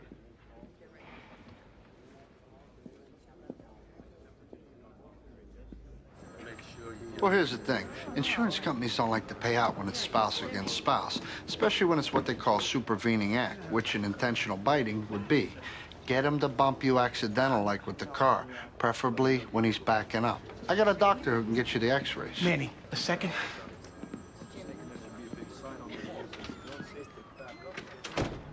Please, don't counsel my clients. I had legal schooling, Jimmy. You're not a lawyer. Oh, excuse me. Listen, I talked to my friend at the Bureau. Your ass wasn't bugged. What did you expect that they were gonna Manny, please don't talk for a second, okay? They got what they got on you through an informant. He wouldn't tell me who the informant was, but, did you know Gigi got arrested 3 weeks ago? My Gigi? DUI. They found some pot in the glove compartment. Enough to get her on intent. She never told me this. The bus went nowhere. Case was tossed. I think it's possible she flipped you, Manny. Gigi? This isn't a possible thing, Jimmy. She's my fiancée. She loves me. She even thinks I'm handsome. I'd like to talk to her. It wasn't Gigi. Manny, this is your business. I'm not gonna do nothing you don't want me to. But I'm concerned. If this is the woman you're gonna marry, and if she flipped you, can I have a conversation with her? Fine, but you're wrong. I hope to God I am. Look, Manny, if you want to get to the truth of this or not, your call. But if you do, don't tip her. Just let me talk to her. I won't say nothing. It was an assault. The fact that it took place during a professional hockey game doesn't mean this guy... Come on, Jeffrey. You have 4,000 reported assaults every year. Less than half lead to charges. Hannah, if you were still here, you'd prosecute. I certainly would not. He repeatedly punched a defenseless man. He doesn't get some special exemption because he did it during a sporting event. That's just simply not true. We grant such exemptions all the time. Excuse me a minute. New guy. It would be illegal to run somebody down and flatten them, yet in football, boxers try to knock each other unconscious. The actual intent of the sport is assault. Imagine throwing a hard object 100 miles per hour at somebody's head. That's grounds for attempted murder. But if the victim crowds the plate, fighting is part of hockey. May I speak for a second? You are speaking. Oh.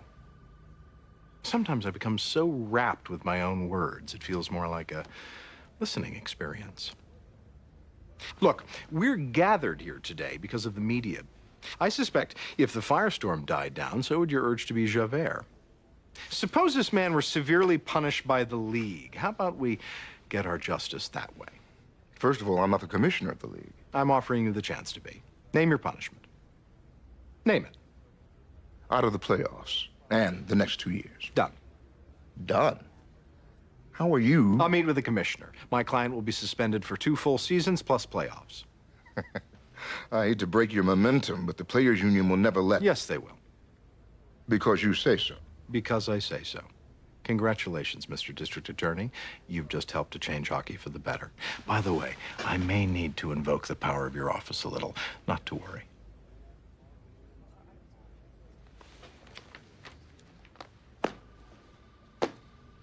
It doesn't necessarily mean he's leaving. Oh my God. Jamie? Even if he's thinking about leaving Eleanor, this place will collapse. I mean, my job, my outfits. Could you please calm down? He's going on a few interviews. It's a long shot that he'll even be selected, so let's not get... Whoa, who are you kidding? He's black. So? So, Romney is desperate to appoint black judges. Is that it? They want me because I'm black? No, no, no, no, no. Check that. Yes. In part. I mean, he's never going to appoint an unqualified candidate. You're definitely qualified, so you can get off that horse. But all things being equal, he will tap a black candidate. Diversity is a big part of his executive order. I've read it. So if you go for this, you'll probably get it. Which is great.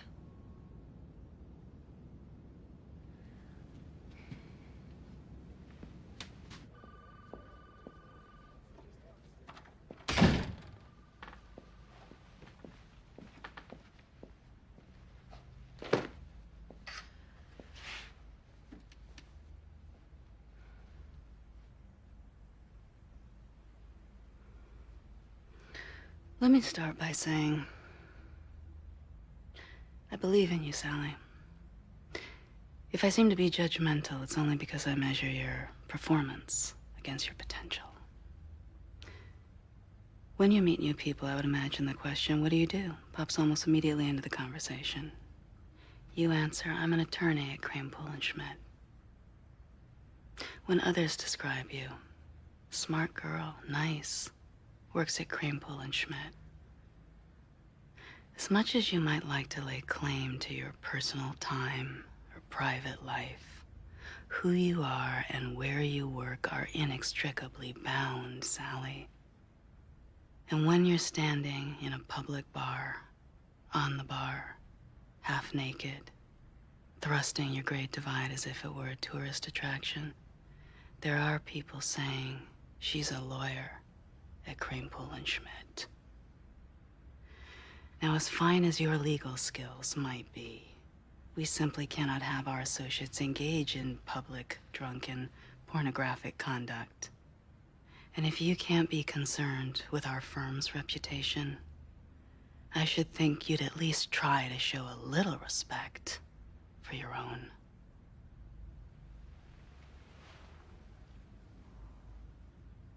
That's all.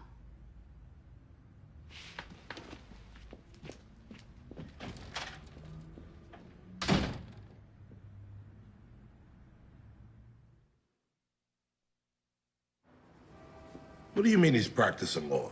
It says law officers on the door. And inside I see law books. The people going in and out limping and stuff. Right on Commercial Street? Commercial Street is what I'm saying. And you're sure his name is Baluti? That's what it says on the door. Law offices of. Law books inside. People limping.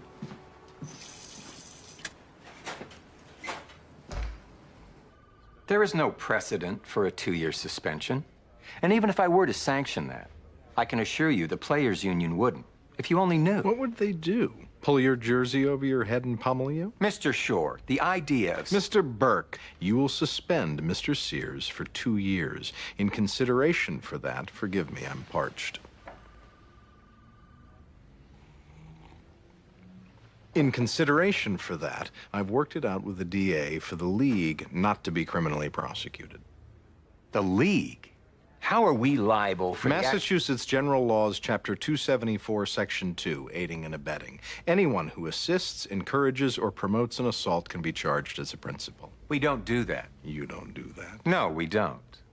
In your highlight videos, you show the brawls. You also show them on the big jumbotrons between periods. A Gordie Howe hat trick is considered to be a goal, an assist, and a fight. We penalize fighting. But you don't ban it.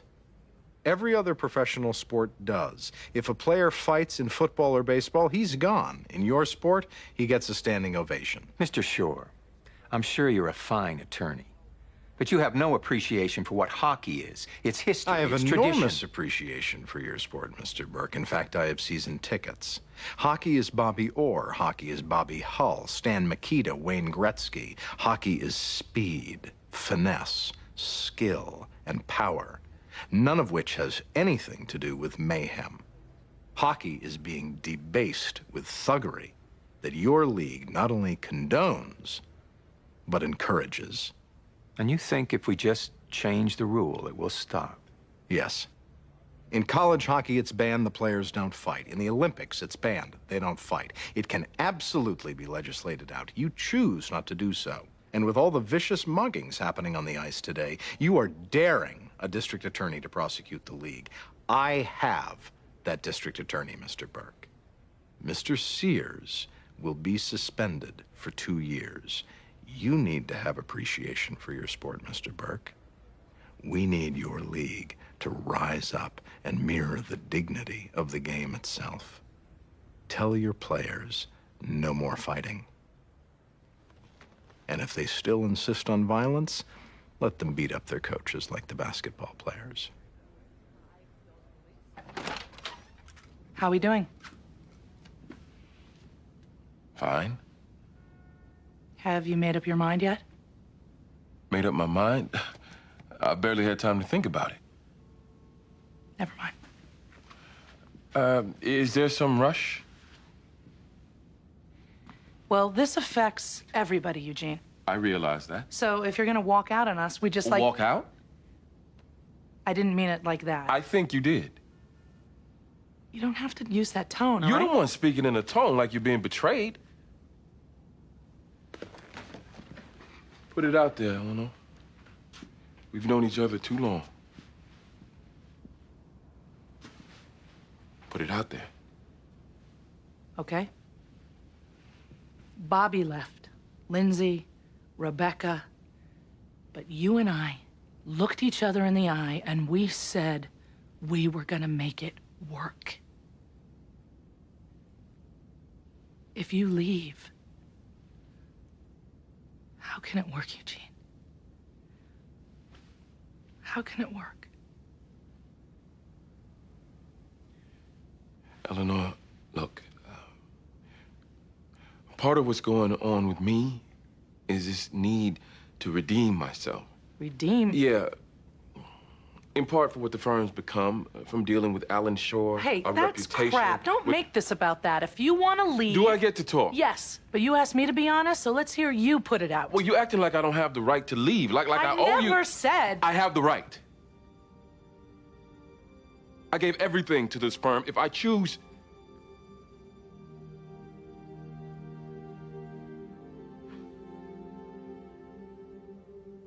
I have the right. Yes, you have the right.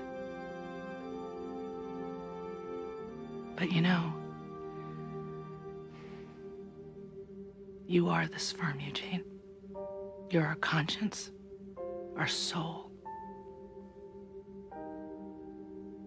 You are this firm.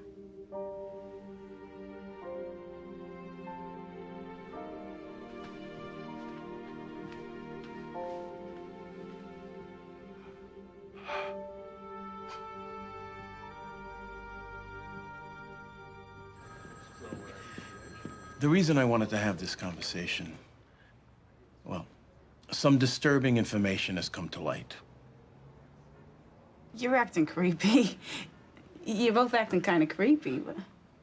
Gigi, my sources at the FBI tell me they were tipped off by an informant. Somebody with something to trade. Who would turn against Manny? I mean, everybody loves Manny. I'm also informed you were arrested a few weeks ago. And that arrest seemed to go away. What are you talking about? That's a lie.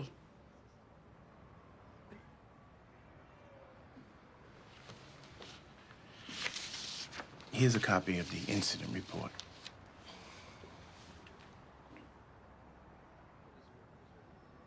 Gigi, I will find out. A couple of motions in court. They gotta tell me who the informant is. Now, I know you love Manny. The best thing that can happen here is I make out the argument that you were coerced, which I'm sure you had to be. I might be able to make it all go away, but you gotta tell me how you were coerced.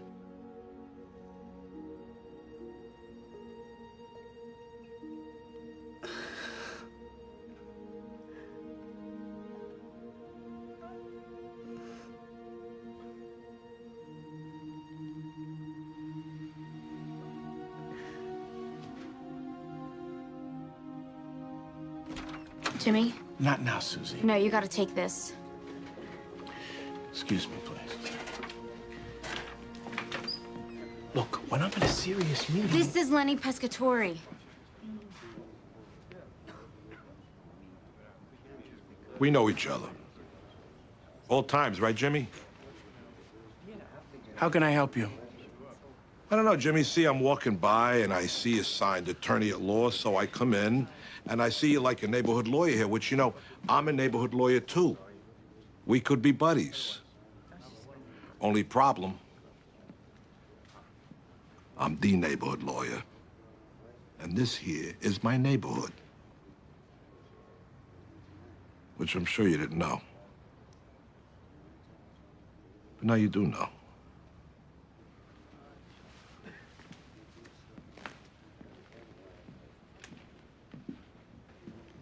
What the hell was that? This Lenny Pescatori, Jimmy, he is not a nice person.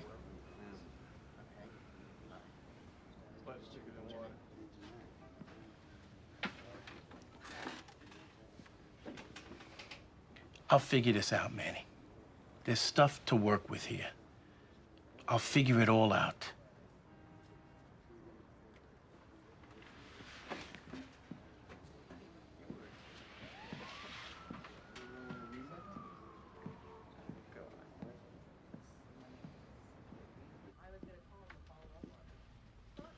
Sally. Hello. Don't you start. I don't need another. Don't start. I never start. I'm more of a closer. What's wrong? Tell me. What's wrong? Let me tell you something. You probably wouldn't guess it to look at me, but I made law review. I even won the regional moot court competition. You're right. To look at you, I never would have guessed. Because people say don't judge a book by its cover, but that's exactly how I'm judged. Even by people here who know me, know my work. Well, perhaps people... I like to dress this way. I like to have fun on my personal time. Why can't people like you deal? First of all, I can deal. I thought you were absolutely sensational up on that bar. Really? Second, lawyers as a breed hate their job, Sally. They do their very best to window dress the awfulness. Big houses, fancy cars, expensive clothes. Attorneys actually want to be judged by their covers. It makes them seem interesting. Third, I thought you were absolutely sensational up on that bar. You said that already. Fourth, to the extent that you don't want to become them, I salute you. Don't ever, ever become them. Lastly, and I'll stop here, I thought you were absolutely sensational up on that bar.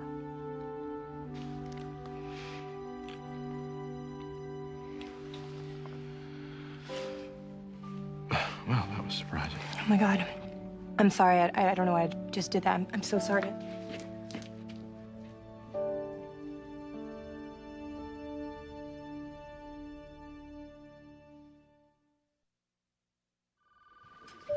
Hey, new guy. League issued the suspension 2 years. DA agreed not to prosecute. Clients coming in at 11. Good result. I'll buy you a beer later and critique what I think you did wrong. I don't accept criticism, Hannah, though I do enjoy harsh discipline. May I speak with you? It's extremely important.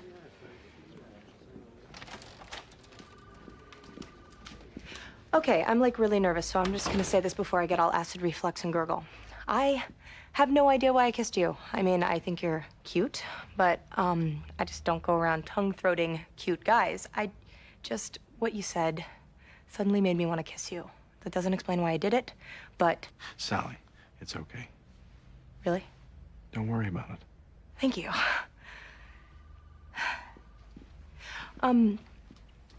When you say it's okay, how okay? I beg your pardon? Well, I do sort of think you're attractive. God, I promised myself I wouldn't go there. Sally, I think you're a very attractive woman. But I'm involved.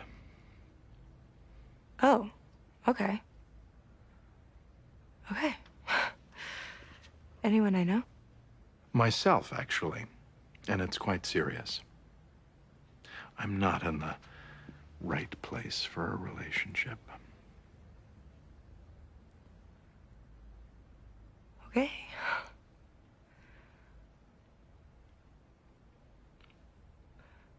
So I'm gonna leave now. Bye. If I flip my dealer, Jimmy, I'm a dead man. Not that I care. I'll see if we can do it confidential. It's our only shot, Manny. For them to let you go, you gotta give them somebody bigger. Fine, whatever. Hey, look at me. Your heart is broken right now. I understand this. But better you learn about her before you get married, right? Obviously, this wasn't the right person for you. It ain't easy to get girls to love me, Jimmy. I'm fat, I got no money. Women don't go for me. Jimmy. Not now, Susie. He's back. Lenny the fish. 1 second.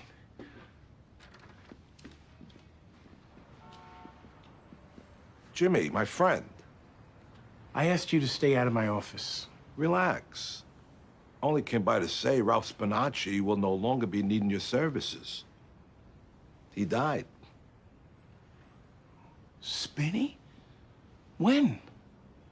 In a few days.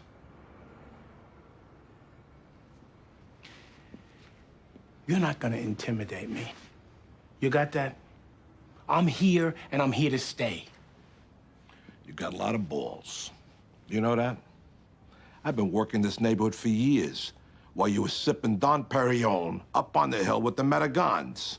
Now you want to come back and take food off my plate. Doesn't look like you've missed too many meals. Yeah, I like your style. You got good gumption. I like a man with gumption. But I don't like it that much. Get out of my office, you hear me? I grew up in this neighborhood. Get out now before I call the police. Go ahead, call the cops. Ask for Frankie Lupo. Ask for Steve Frschetti. Mike Luciano, good cops. I'm sure they'll come running. He asked you to get out.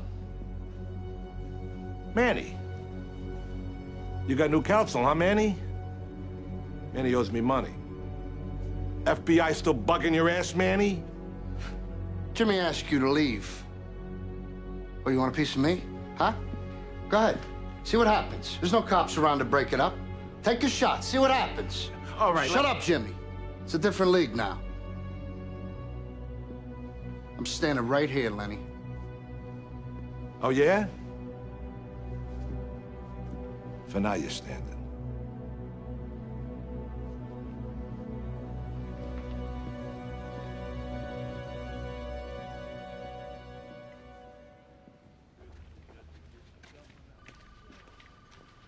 I said I'd buy you a beer.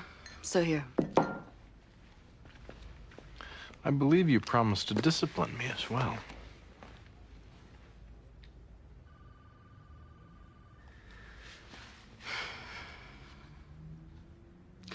Look, you're obviously a good lawyer, but I give you a few weeks here tops.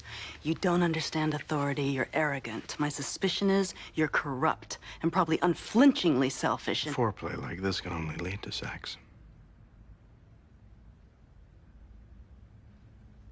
You're disgusting. You're quivering. I've read that women who like to emasculate secretly desire to be ravished. Would you like me to rip your blouse off right now, Hannah? Put my mouth to your breast and perhaps lower myself. You want to slap my face, but part of you fears it could arouse me. And since you stand there, already titillated by me, it could set something terribly nasty in motion. I could be wrong, of course. Maybe we should see. Slap my face, Hannah. It's what you want. Slap it.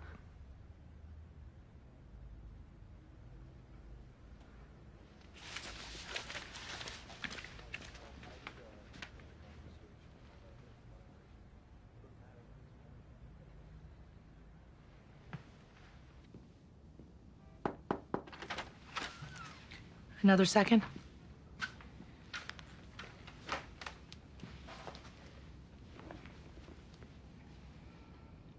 I'm sorry. After all we've been through, as much as I love this firm, it would be an honor to see a lawyer from here get appointed to the bench. I would be so proud of you. Proud for all of us. Is there a timetable? Well, if I decide to go forward, there would be a confirmation hearing before the Governor's Council next week. You might even be called to give testimony. Well, just let me know. Okay.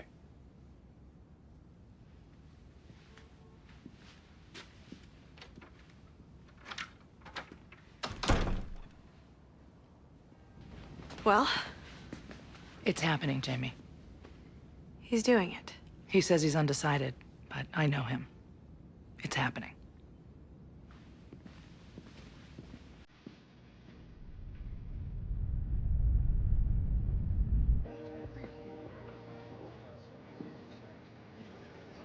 Oh, great. Go away. I just got here. Look, I'm embarrassed enough already. You don't have to show up here and massage my feelings. I'm a big girl. I love having my feelings massaged. Go away and give some other nice guy a chance to sit there. Sally, you don't need to feel embarrassed. Look, I kissed you. It was totally inappropriate. Then I made a play for you. And by the way, I know that you hit on everyone, so what was I even thinking about to begin with? But then to be rejected by someone who's obviously not picky. Just go away.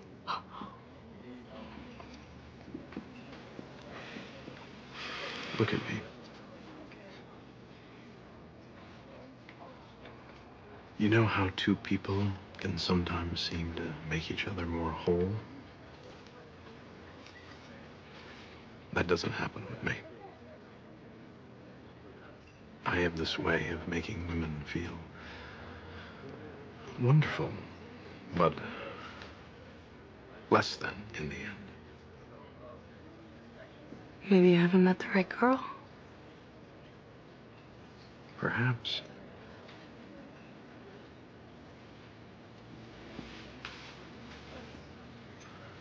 I tell you what, I would like to dance with you. You're massaging again. Go away. On the contrary, it's my own ego at play now. I'm currently being seen by others talking to a pretty woman. If I simply walk away, it'll look like I've been rejected. I'd appreciate you allowing me to save face. One dance. Don't mess with me.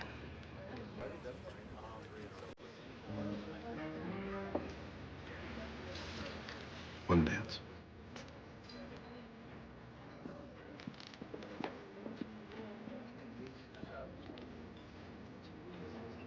If you mess me up, I'll totally hit you. I understand. I don't know what you're doing, but I don't sleep with guys right off if that's what you're after. You already have my respect, I assure you.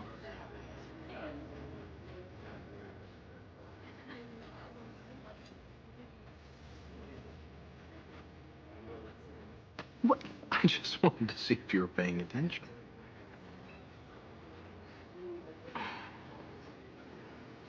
And I was just kidding.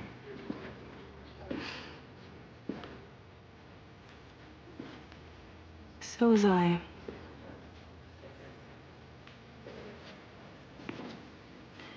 I think you like me.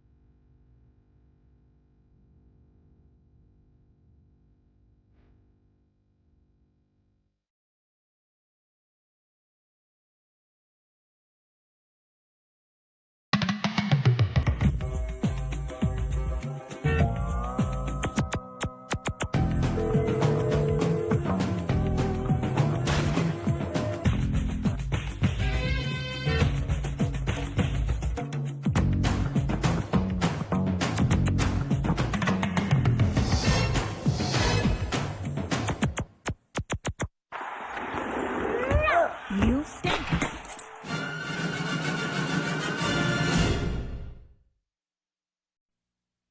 Previously on the practice. I'd love to submit your name to the governor's council. To be a superior court judge. Well, you're acting like I don't have the right to leave. Like I owe you. I never said. I have the right.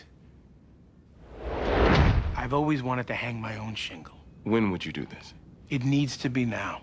I talked to my friend at the Bureau. Your ass wasn't bugged. What did you expect, that they were... I think it's possible she flipped you, Manny. Gigi? I know you love Manny, but you gotta tell me how you were coerced. This is Lenny Pescatori. How can I help you? I'm a neighborhood lawyer, too. Only problem, I'm the neighborhood lawyer. I thought you were absolutely sensational up on that bar.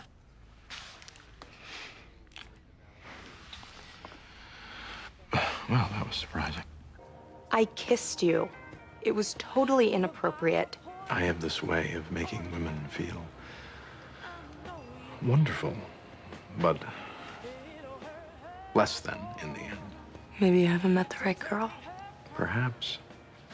I think you like me.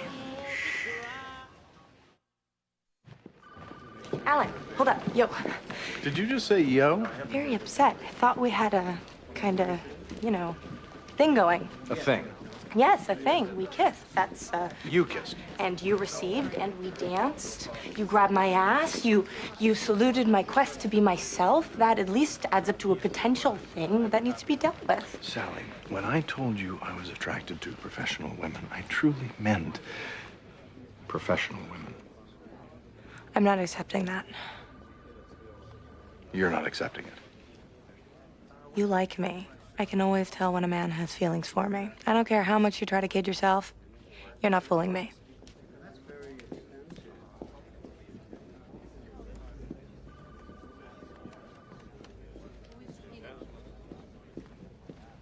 Tara, Denny Crane. I'm ahead of you there. Wonderful news. Had breakfast this morning. You must be beside yourself. Oh, no, that's not the news. Had breakfast this morning with general counsel of perhaps one of the leading car manufacturers of this country. Know who that is? America? We're taking over their SUV cases, which is beyond huge. I want Hannah, Alan, you, of course, in my office at 1400 hours. Aye, aye. Denny Crane.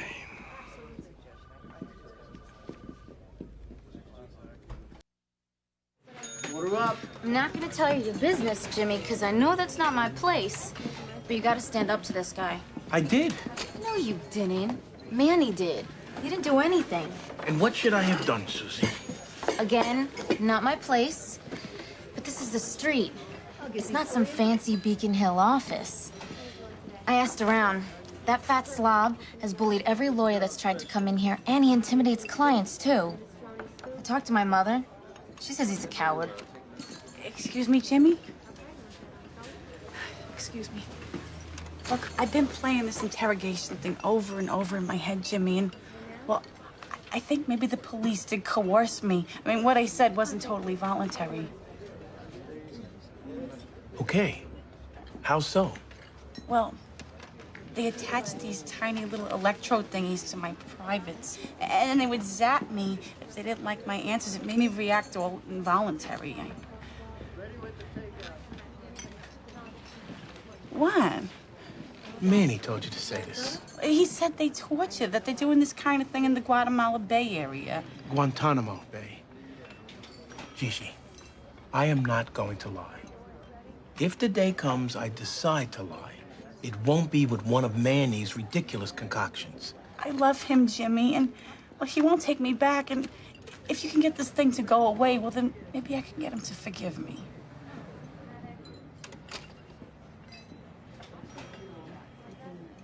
I just think you should have counsel.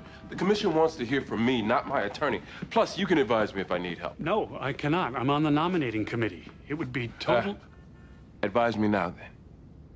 All right. It could get very political. The main thing for you is to impress them with the idea that you will uphold the law. As a defense attorney, you could be viewed as being potentially soft on crime. You do not want to be viewed that way. I could come with you. I think that would be very wise. Also, the death penalty. What about it?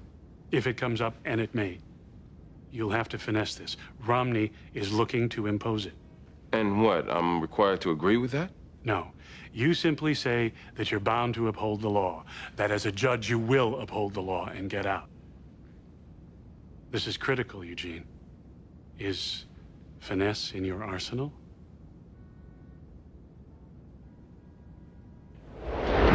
first thing we need to do is develop a strategy. These vehicles still roll. It's a growth industry, and I want to capture it. We need a strategy. Hannah, I'd like you to come up with an overall, what's the word? Strategy? Exactly. Alan, turns out our first case comes up for trial in June. Your former colleague is handling it. That big-boned woman from your old firm, the one that scares me. Eleanor Front. Our client will no doubt be evaluating us in this first case. I'd like you to take it, since... I'm afraid I can't. Why not? Eleanor's a friend. I'm not trying cases against her. Son, success is never so sweet as when we can crush a friend in the process. Just the same. Hannah, you don't have friends, do you? None. Excellent. Tara, see that Hannah gets what she needs. I believe that covers it. Anything else? Oh, yes. Denny Crane. Dismissed. Manny. I can't go flipping Charlie Andretti, Jimmy. I mean, we need to come up with a solution that allows me to go on living. I will not be saying the feds attached electrodes to your girlfriend's genitalia. Now stop being an idiot. I'm sorry. I didn't mean that. You know I got labeling issues. I'm sorry. She wants you back, you know. Gigi. Manny, sometimes the toughest thing in the world to do is forgive. And sometimes the more you love somebody, the harder it is. What are you, Dear Abby now? Spinny, what happened to your head? 10 guesses. The fish. Not personally, but his name did come up between kicks. I gotta fire you, Jimmy. Spinny, I will talk to him. He's got me by the cojones. I'm into this guy for 2,500 plus juice. He's juicing you? Nah, point and a half. Does he do this with everybody? Hey, if I borrow from a loan check, I'd be paying 5 points a week. That's, of course, if I was to pay him. Susie, cancel this afternoon's appointments. What appointments? People just walk in here. Do you see yourself bringing any particular judicial philosophy to the bench? I would like to see the courts, and specifically judges, show respect for the law. You think that's currently a problem? A big one. We've got overcrowded dockets, and more judges are becoming slaves to expediency. More and more, the Constitution is being molded and manipulated to fit a judge's political or moral point of view. It has to stop. I can see your firm has handled several capital cases out of state, each time taking a position against the death penalty. We're a defense firm. Our clients tend to disfavor being executed. Fair enough. But as a judge, would you impose the death penalty should it ever become law in this state? No. Why not? One, I consider human life to be intrinsically sacred, and I do not believe the state should engage in the systemized taking of human life. Two, our judicial system is flawed. We wrongly convict over 10,000 people a year, some of whom are sentenced to die. Now, you can always release an exonerated man from prison, but bringing him back from death has proven to be trickier. DNA has already cleared 100 men, many on death row. Clearly, something isn't working. And what would you say, Mr. Young, to the mother whose 5-year-old daughter has been raped and murdered? I would say, if it were my daughter, I'd like to kill whoever did it myself. And if I ever came face to face with a guy, I couldn't guarantee any of you that I wouldn't kill him. But if I did, it would be wrong. And for the state to kill reflectively, absent emotion, on ceremony, it is not right. And if I might add, one of the biggest problems we have today, our children are being raised in a culture that not only condones revenge, but perhaps even celebrates it as a societal good. It's wrong.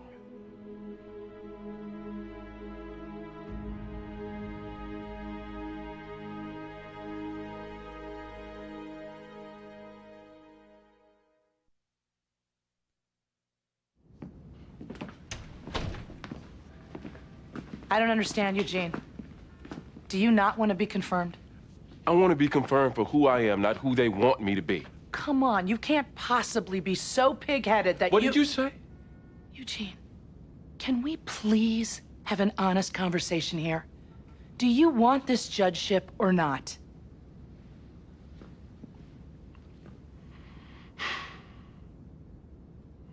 I want it desperately. Then why behave I truly don't get it. My brother went to jail for a crime he didn't do. You know this. He died in prison. And? Well, and since that day, I made a vow. The best way to fix the justice system is up there on the bench. And I think the reason I want it so bad, Eleanor, is because it's the same thing that makes me so angry. When I think of what happened to my brother and... Then get there, Eugene. Get there for your brother. Hello. I'm looking for Eleanor Frutt. I'm Eleanor Frutt. Hi. I'm Hannah Rose. We just took over the Lansing Motors case. We now represent the defendant. Oh. I'm from Crane Pool and Schmidt, where Alan Shore works. And well, I know things ended badly between Alan and this firm, and I thought to avoid getting off on an acrimonious foot, I'd just come by and introduce myself. Actually, Alan and I remain friends. Oh, well, that's a relief to know. I am not a huge fan of contention. And you chose a career in litigation. I look at it more as dispute resolution. Anyway, toward that end, I was reviewing your motion to compel production of documents.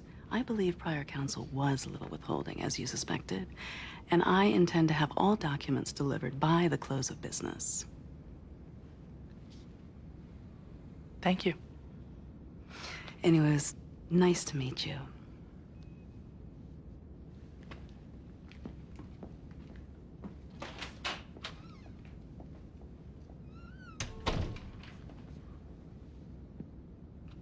She seemed nice.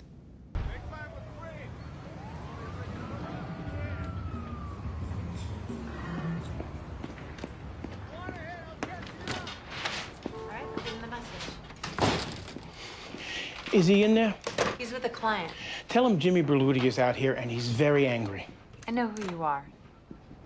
Go on. I'll call you if I hear anything. Thanks, Len. You got an appointment? I just saw Spinny. Good for you. Who's next? Mr. Terranova? He's got 7 stitches above his eye. Some people shouldn't drink and walk. Come on in, Mr. Terranova. What kind of a lawyer are you? You're supposed to be helping people, not... Look, I'd like to hear you pontificate, but as you can see, I've got clients to take care of. Do they know that you charge interest on what they can't pay up front? Here, whatever he's charging you, I'll do it for half. Rocco! No juice. Okay, everybody out. Come back in an hour. Why? Vermin infestation. Come on, let's go. Andiamo. What about my appointment? We plead no contest. You pay the fine and me, it all goes away. What are you doing? Eileen, wait in the office. Lenny? Now! And close the door. Raise a finger, and I'll have you before the BBO before you can light your next cigar. We'll see how much speech you got when your jaw's wired. Wait, just wait a second. I want to be perfectly clear as to what's about to happen here. You haven't been away from the neighborhood that long, Jimmy. You know what's about to happen. Get him. You're a dead man, Jimmy. You're dead. You don't know who you mess with. Now, where I'm troubled is in your own firm, if I'm to believe statements made by you under oath. You had an attorney who engaged in egregiously unethical, if not criminal, conduct. I assume you're referring to Alan Shore? Concealing evidence, blackmail, extortion, assuming false identities, suborning perjury. We certainly did not authorize Mr. Shore to commit these infractions. But you let it go on. No, we fired him. After several months of this behavior, after profiting from this conduct, profit in the amount of $9 million. Now, that's dirty money, Mr. Young. We attempted to sanction Mr. Shore's behavior many times, and... But you let it go on, and only after you got rich from this unethical behavior, only then did you attempt to shut it down. That is totally false. And maybe this would be a good time to point out that if I were to become a judge, my style would be to hear evidence before I started making conclusions. especially the unfounded kind. You seem to have a temper.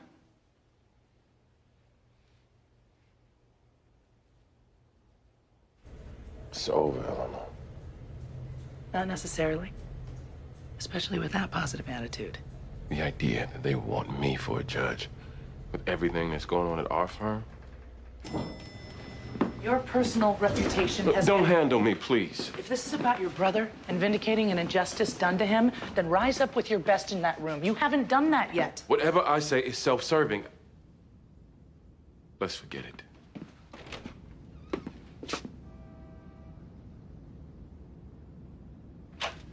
What in God's name? Document production on the SUV case. And this isn't all. Storage is full, too.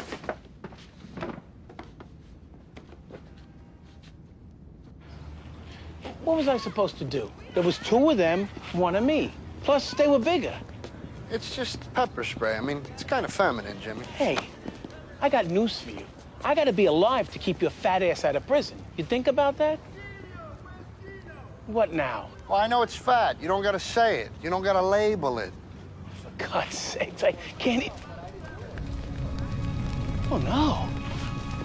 My car! Shame. But you could use a good lawyer. Oh, right. You are a lawyer. Did you do this? You don't have to. Just walking with my marshmallows, seeing the fire, thought there was a roast going on. But you know, if I was gonna do something, it would be because somebody has something coming.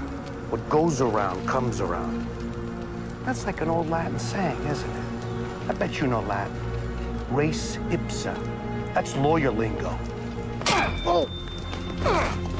Vinny, Vinny, Vicky. That's serious Latin. Manny. It was an accident.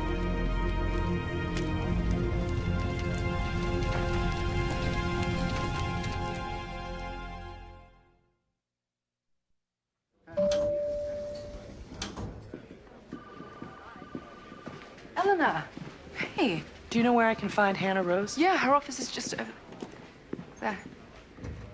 How you doing, Tara? You look just smashing in your uniform, Tara. You sent me about 400,000 pages of documents. Oh. I thought it better to give you too much than too little. Did you know? The trial starts in June. It would take me 6 months with a staff of 20 to go through all those boxes. I believe the request went to any and all documents pertaining to design, as well as documents discovered in previous lawsuits. My client has been sued tens of thousands of times, Eleanor. We've produced millions of documents.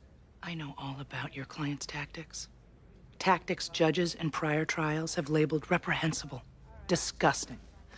Yes, and I'm trying to turn over a new leaf. That's why I'm giving you everything. You're hiding evidence in a mountain of papers, knowing full well it would be next to impossible for me to find what I need. I'm shocked you could make such an accusation. This is a blatant abuse of the discovery process, and I'm going to the judge. I certainly hope you don't do that, Eleanor. But if you do, I might be forced to share a concern of mine. Which is? Your firm is understaffed and ill-equipped to handle major product liability litigation. The fact that our document production has so crippled you is a testament to your limitations. I think you should refer your client to a larger firm, and my conscience might compel me to share my concern with the judge. I suppose if we were to settle this now, we could avoid all this unpleasantness. We'll offer you $210,000 today. No admission of liability. 210,000. 3 people died. I bet you could use that money, Eleanor. Money you might not see if the client is properly advised to retain other counsel. This is disgusting. That's harsh. My firm is quite capable of prosecuting this case. Excellent. You will be sure to pass on my concern to your client just the same.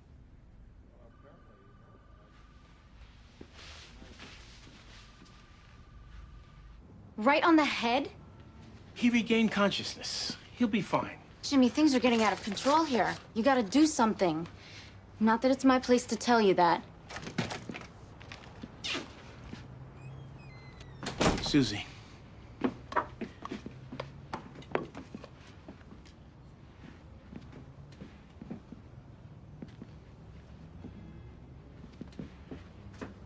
First, whatever our differences, for somebody from my neighborhood, your neighborhood, to use pepper spray, I would sooner you whack me, Jimmy, than to shame our people that way. Second, you knocked unconscious a man very dear to me. Best man at my wedding. He set my car on fire. You're talking about property. Rocco is a human being. Now, I gotta bash your head. Lenny, you and I grew up on the same block. I've seen you on the baseball field. You swing a bat like my mother. Oh, is that what you think? I think you two need to have a sit-down with Raymond. Raymond Fischetti? His neighborhood. He settles the beefs. I think that's a good idea. Wonder what Raymond's gonna think of you juicing clients. Jimmy, I come in here seeking peace. Yeah. I see the olive branch in your hand. Let's you and I have a sit down. Private. See if we can work it out. Tomorrow. Here. 2 o'clock.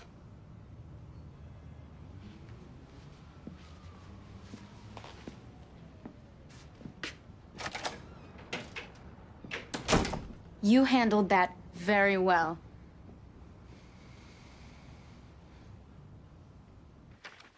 The background checks more than once refer to a strategy of yours known as Plan B. What is Plan B, Mr. Young? It's an offensive strategy where we try to implicate another suspect in a crime. A suspect you have a good faith belief committed the crime? No.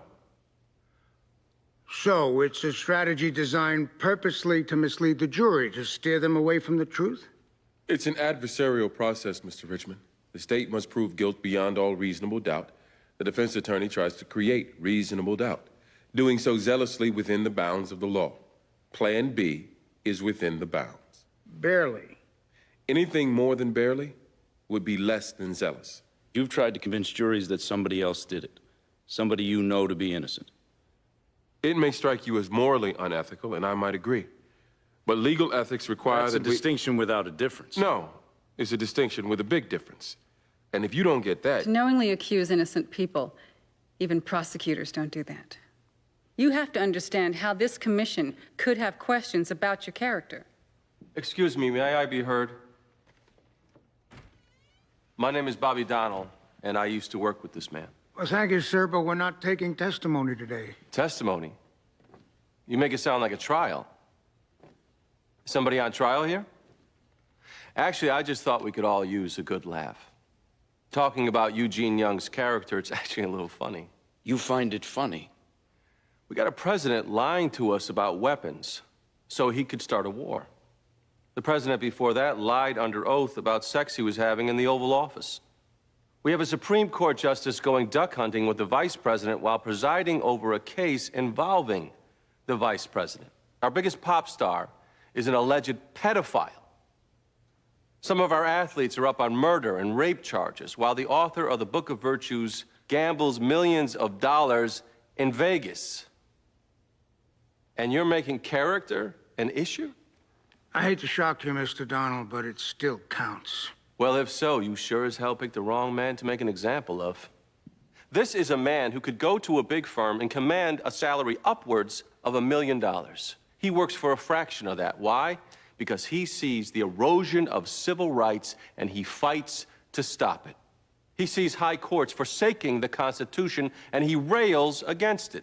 He sees an attorney general rounding up suspects like poker chips. We do not need a speech about... You need the speech. The reason the justice system is so unfair in this country is because the benches are stacked with former prosecutors. We need to see your character here. How about you confirm a man who cares more about civil liberties than throwing bodies in prison? Eugene Young hasn't forgotten why he went to law school. Eugene Young clings to the ideology that a defendant, every defendant, is entitled to a fair trial. Now, you want to cast him off because you don't like his politics or his views on the death penalty? Fine. But don't you dare cite as a pretext his character.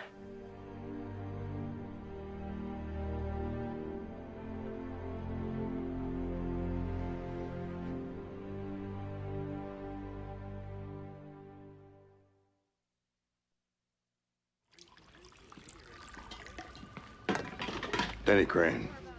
Sally Heap, how's it hanging? What's what hanging? It's just an expression. Sally Heap. Sally. Make up your mind about tonight? Sally, you look like a hooker. Now, if you were a hooker, we might have a future, but you're intelligent. You have self-respect. You're even sweet. Those are deal breakers. Yeah, okay, fine. But while you continue to mull it over, just keep in mind that 25-year-olds don't just snap back physically. Emotionally, we recover fast too, which means by this time tomorrow, I'll have moved on. You got a window, Al. Just because girls in your age bracket wait around, don't be thinking I will.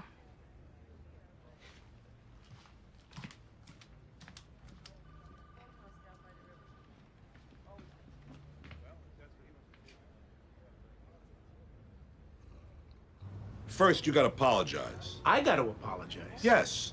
Manny Quinn was acting under the scope of you and him being friends when he whacked Rocco unconscious with the shovel. You torched my car. You pepper sprayed me. After you mugged Spinny. Which is what I'm gonna do to you. Hey! We got clients out here. You guys either work it out or take it outside. Or to Raymond.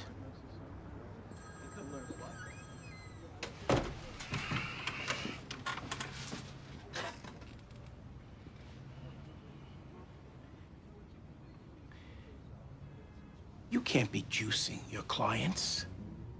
That's how you'll get whacked for real. Raymond finds out you're loan sharking? That's their business, Lenny. You should know better. I'm under a lot of pressure. My wife wants a house in Florida. Business has been tight. To be losing some of it to you? Can't you go someplace else? This has always been my dream. To come back here. This isn't an arbitrary thing for me, Lenny. This is where I grew up.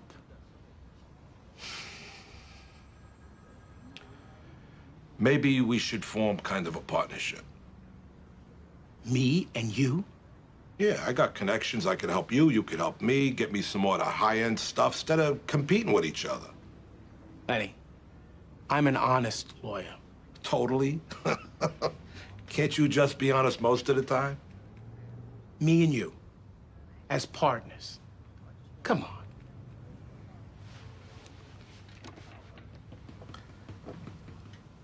I represent Charlie Andretti, Manny's supplier.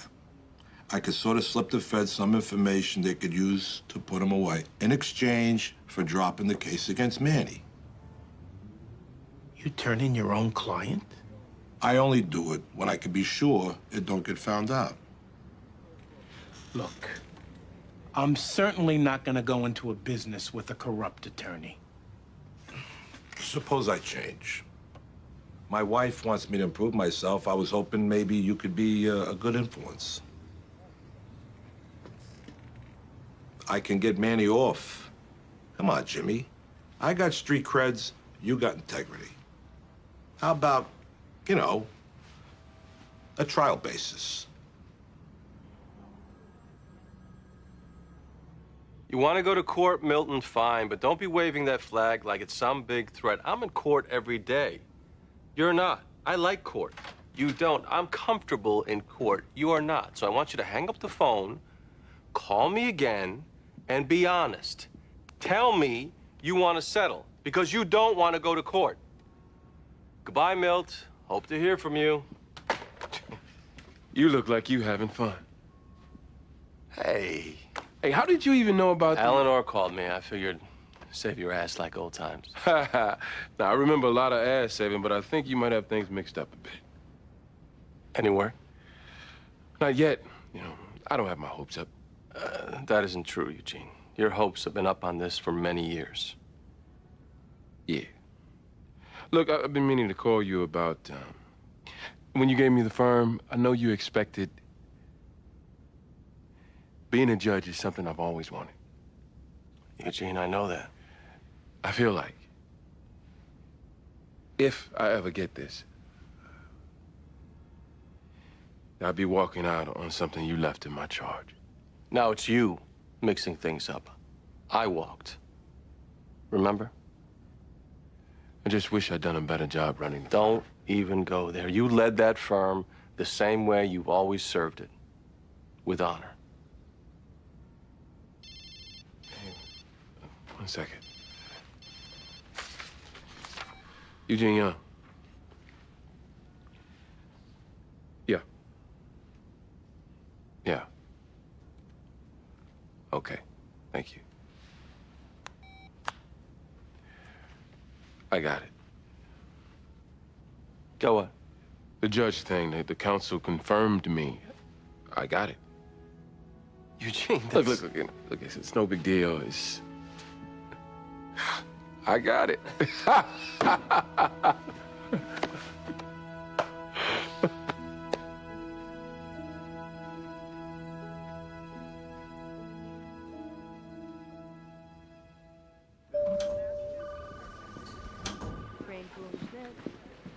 Denny Crane. Good for you. That woman scares me. It's titillating.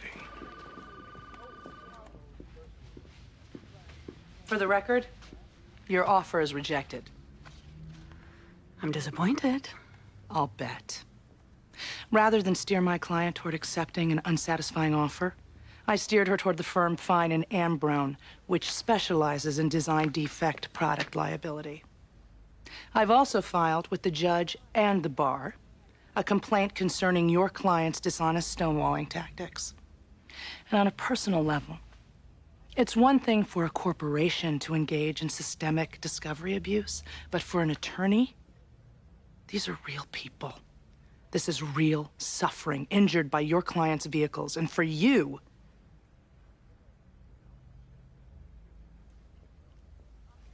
never mind. I've already filed my notice of withdrawal. And as I said, the offer, it's rejected. Eleanor. I know you've defended criminals, people you have no sympathy for. In civil cases, defendants are entitled to representation as well. It's not the same, and you know it. Yeah, I suppose I do. Which is why I'm feeling particularly bad about myself. I think I need to go shopping. And not just for something little. I am so ashamed. I'm gonna buy a car. Something really, really redemptive. Would you like to come with me? Because I'd like that. Watching you watch me buy a $100,000 car. Can you excuse me a second?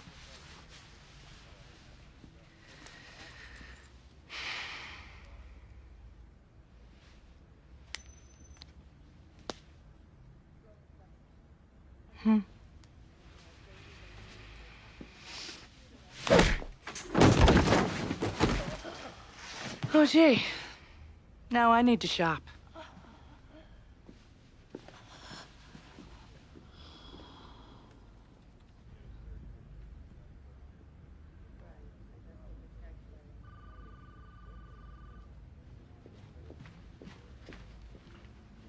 Oh, what happened to your date? There isn't going to be a date. I'd appreciate you not counseling me towards statutory crimes. Alan, do you want to end up an old... Why are you so invested in this? Tell me that. Well, I suppose that when I see you alone, I worry about the company you're keeping. Let me tell you something. The most lonely I've ever been has been in a relationship. I'm happiest alone. Conversation's better. Certainly the sex is, albeit heavy-handed. Oh, that's a funny bit. An entertaining one, too, but as bits go, it's a bit. Tara, I've indulged your pop psychoanalysis with good humor for some time now. But to set the record straight, you do not know me, not even, as bits go, a bit. I know that you're afraid to let yourself feel for people. I'm quite capable I know of that letting you're afraid to myself look at feel. yourself through other people's Especially eyes, because you disenchantment. don't That one like comes your up view. easily. And there you go, turning it into a word game. It's you playing games, telling me I can't feel. That's quite an Then indictment. prove me of a wrong with person. evidence the last Not only time my you felt for a privacy woman being in any misrepresented, but relationship. I feel for you.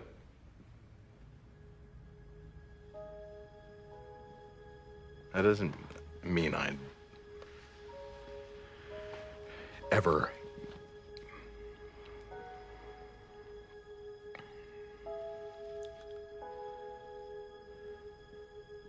I have feelings for you.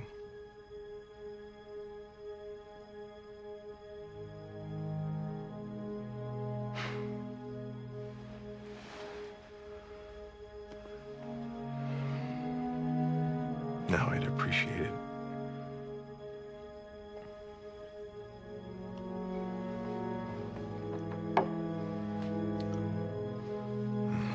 Contrary to the rumors, I do practice law here.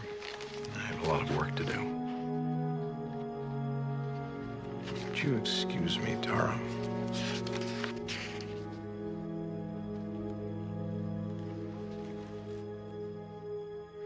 Alan. Would you excuse me, Tara?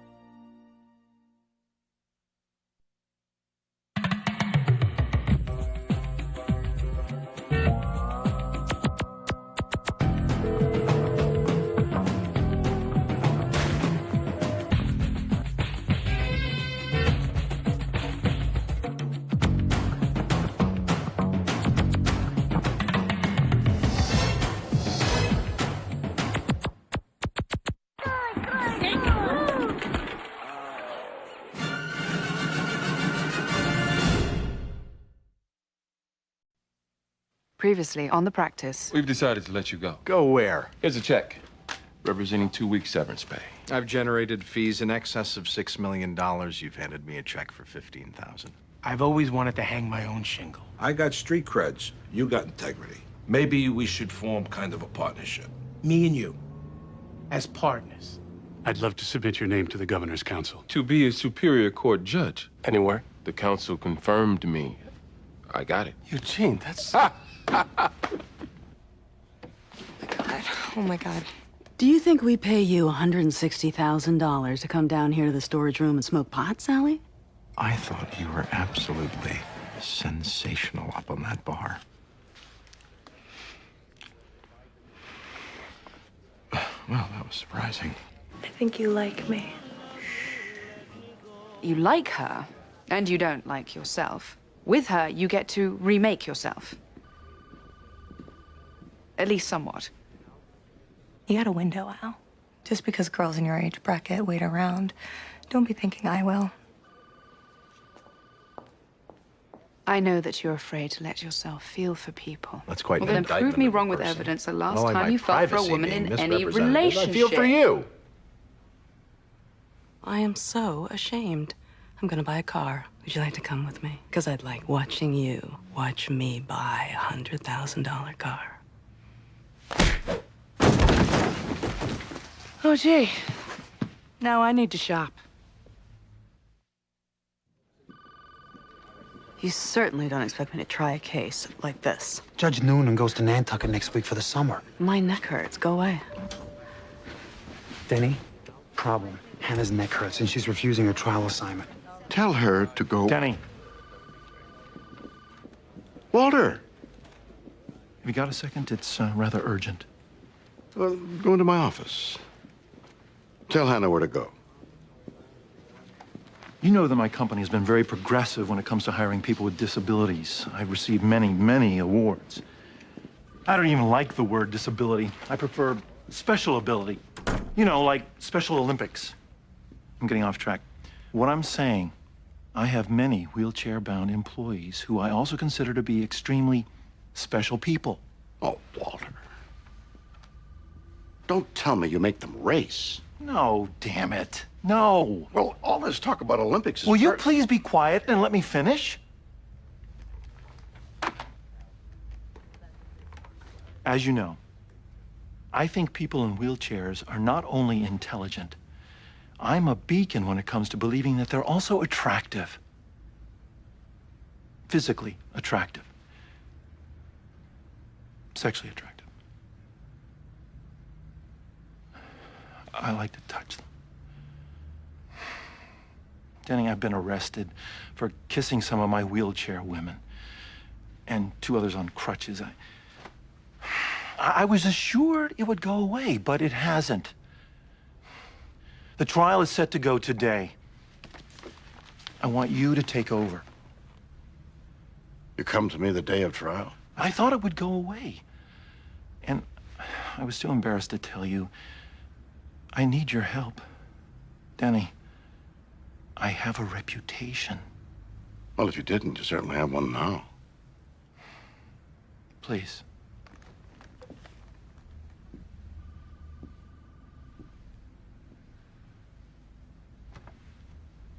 You kiss him. I can't help it. Walter, I can't represent a pervert. Danny Crane does not have sicko friends.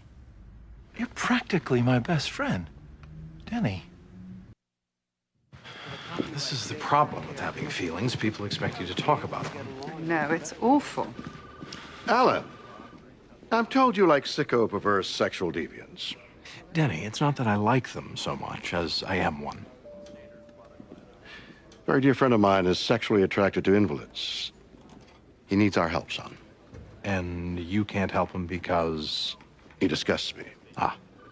He's been arrested for assault, and his trial, unfortunately, starts today. So Today? Yeah. I'll open first chair. I need you to back me up.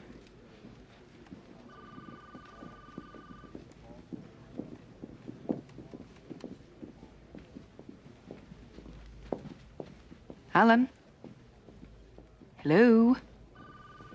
Tara, what a nice surprise.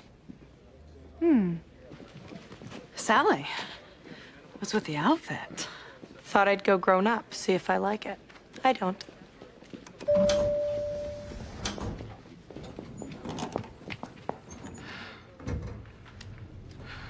Listen, I feel funny asking you this, but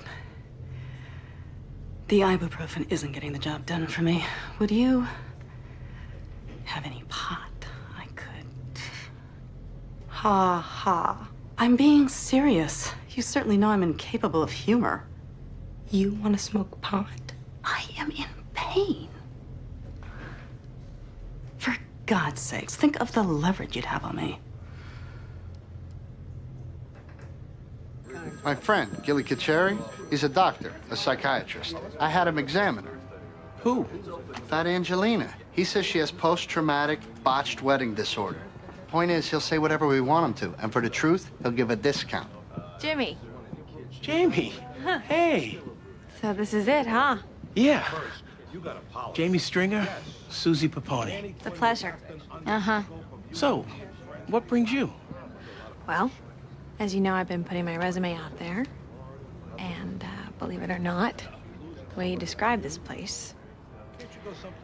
I don't know what your situation is, but, Jamie, I couldn't pay you. I know that. Makes it more exciting. Feel like a pioneer, I guess. Can I talk to you a second? And you can help me.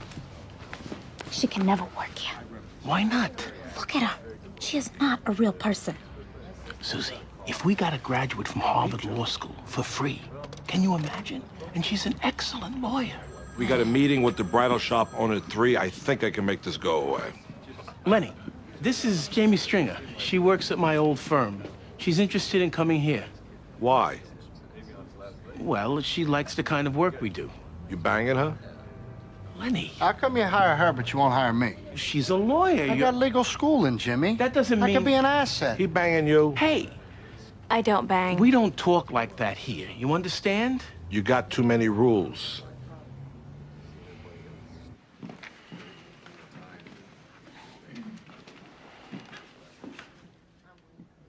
I'm just concerned this will damage my legacy. Not to worry. Many CEOs love to fondle their wheelchair employees. Denny? Suck it up, Walter. All rise.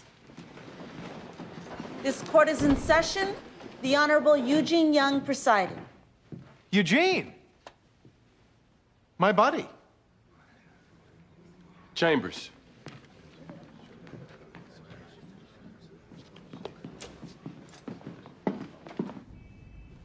How did you get me assigned to this? I want to know. I didn't, I swear. So it's just a coincidence. My first case, my very first case, I get you? 5,000 lawyers in this town, and I get you. You say coincidence, I say act of God.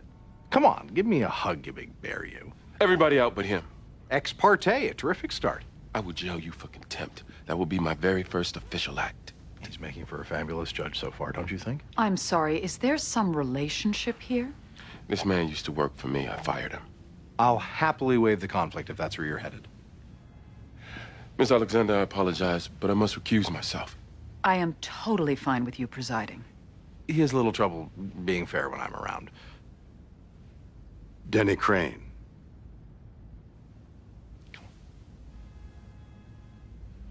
You will get another judge. That's all.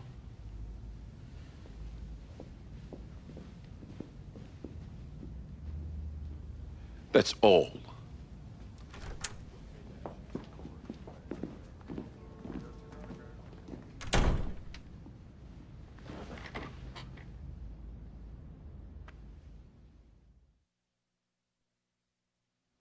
It's not just that he sexually assaulted these women. It's that he chose disabled women. Women who could not defend themselves. That is beyond depraved. To re-victimize victims is one of the grossest affronts to humanity. And I am confident that once we're through presenting our case, you will deal with this man according to your sense of justice. Certainly not his.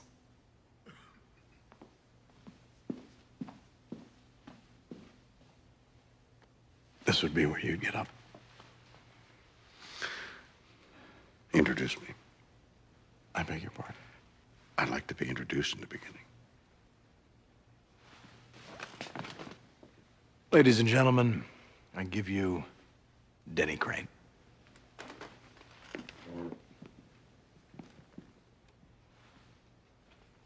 The district attorney has made my client seem like a horrible, disgusting, vile person.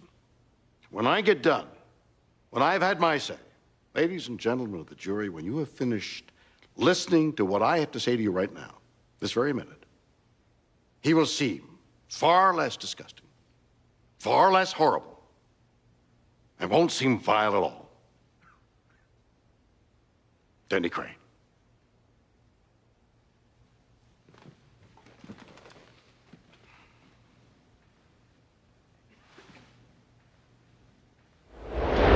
You're quitting? Not quitting. It's just, with Eugene becoming a judge, it's made me think about what I want to do with my life. Which is? Time with my daughter. So I'm thinking about taking a hiatus from practicing law. That's great. I think so. But with Jimmy and Eugene gone, if I leave the firm, your firm, then it's over. It's not my firm. Bobby. What's Jamie gonna do? She's volunteering at Jimmy's. She may even end up working there. So you're okay if I take some time off? Eleanor, why are you asking me to approve of what you do with your life? Come on, Bobby. You founded that place. You took a chance with me. I moved on. And if you want time to be with Zoe, I'm all for it. I promise you. I don't believe you. I'm sorry, but I don't. If this firm ends... Everything has to end sometime, Eleanor. I'm fine with it. She got fatter. I did not get fatter. You did, Angelina. I did not. Hold on here. We're not going to get into issues of girth here. It ain't about that. If anything, I got thinner. Angelina, I need you to shut your face now. We had a contract. You agreed to provide services whereby you would make this bride-to-be a dress. You didn't make that dress, Eddie. That's a breach. There was a seamstress strike. What, am I talking to myself here? That does not absolve you of your legal duty to perform under the contract. Well, maybe I should get my own lawyer then. Now, you could do that, but that's going to cost you more money. The contract says what it says, Eddie. A lawyer's going to charge you 10 grand to tell you what I'm already telling you. 10 grand that could and should be going to Angelina. 40 grand and you're out of this. What's not to think about? Well, I need to think about it. 24 hours, no more. Sometimes it was subtle. He'd squeeze my shoulder, my arms. Other times, it was more blatant. Out in the open, in front of people? Well, he would lean over from behind to show me a document or something. I don't think that it was obvious to other people. And how did it make you feel? Violated. Angry. Did you complain about it? Yes. And then, a week or so later, he just kissed me. Put his tongue in my mouth, and that's when I went to the police. Thank you, Miss Hobbs. In spite of himself, he's actually quite good. I mean, sometimes I am mystified, but by the end, he knows what he's doing. Suggesting that the women wanted to be groped because they were in wheelchairs. He mined a very universal and human truth. We all want to be desired. I'm not saying he won the day, but the man seems to know what he's doing. Well, speaking of the day, it's over. Would you like to get some dinner? No. Thank you. No. I've got more to do here. All right, then. I'll see you tomorrow. Tara. I know, the normal course of behavior, when a person declares feelings, a conversation would typically ensue, shedding. I get it, Alan. May I just offer one thing? Okay. I agree that you and I wouldn't be a good idea, and that we could never work. The reason why I brought up dinner, just the same, I have urges. Alan. I guess what I'm trying to say, Alan, is I'm hungry. I need food.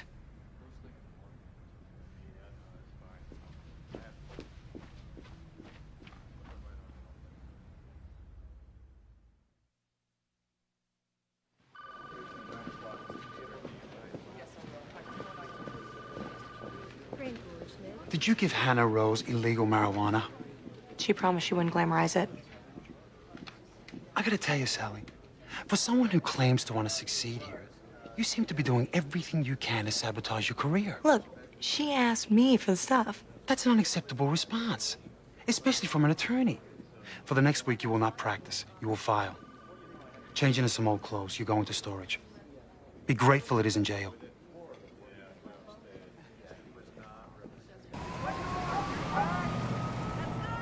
What am I looking at? Dottie Hat's x-rays. They're beautiful. Look at the L5. It's bulging.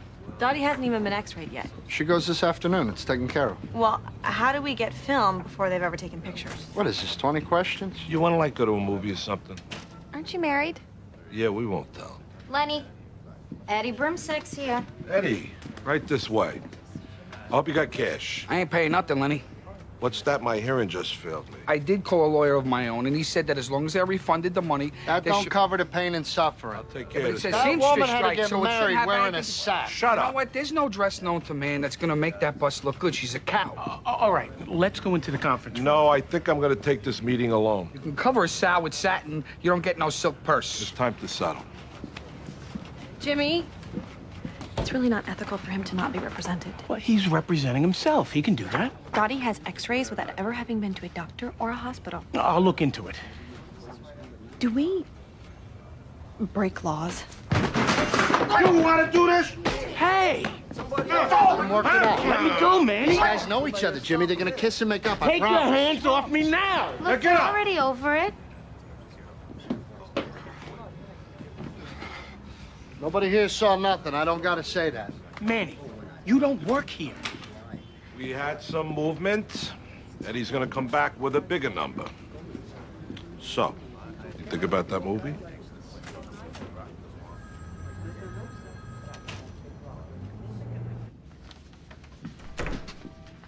You remember Bobby? Say hi. Hi. Hi, sweetheart.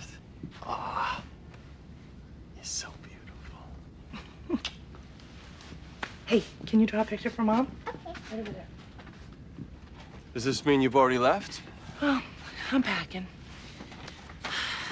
Listen, tomorrow, Eugene, Jimmy, Jamie, and I were having a little goodbye celebration at the end of the day. Can you stop by? Oh, tomorrow I'm kind of jammed. Well, we can work around you. Eugene is in trial, but Pretty much booked all day. how about tomorrow night? Actually, I have plans. You guys do it without me. I already said goodbye. Actually, you didn't. You never really did say goodbye. In fact, you made a big point about how it wasn't goodbye. Eleanor, I'm not really into that kind of stuff. What kind of stuff? Look, I've moved on, okay? I don't really feel like going backwards. It's reflecting on a franchise that we gave our lives to. It isn't our lives. It's an office place. Fine. All right, tell me what time, and I'll try to swing by to toast you and Eugene and Jimmy and Jamie. To me, it's about people, not a space. I don't need to say goodbye to a space. Actually, he's more aroused by the wheelchair than he is by the women. By the wheelchair? Well, that makes him even sicker, doesn't it? Essentially, it's a fetish, and it's not all that uncommon. Being aroused by a wheelchair? Mr. Shepley was raised by a working mom, typically absent during critical stages of his development. Now, he himself was injured as a child, and his mother became more present for him than tending to him. Long story short, without all of the psychological detail, Mr. Shepley likes to imagine himself in a helpless state. So it's possible that he couldn't help himself. Is that what you're saying, Doctor? That he goes on some sort of sicko automatic perf pilot? Objection. Sustained. I can't speak to whether his actions were voluntary or not. It seems that they were. But When he sees a woman physically disabled, he becomes sexually excited. Am I ready to plead? The jury has a legal right to free him if they want to, and that's where I come in. When I get up to speak, they're going to want to let him go. You think? It's our nature, Susan. We're Americans. It's our God-given duty to free people, even if they don't particularly want to be freed. We're liberators at our core, Susan. I'll ask you not to stand so close to me. All I need is one juror who thinks of Walter Shepley as a victim. Do you really want to bet I can't get one?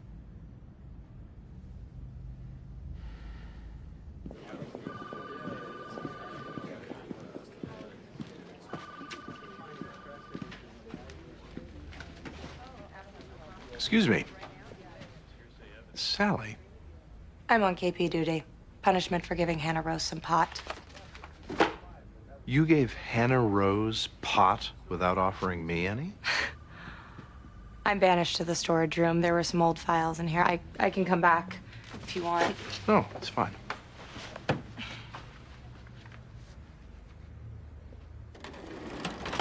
What are you looking at? Youth. What? Sally, why would you give Hannah Rose pot? Maybe I'm a little self-destructive.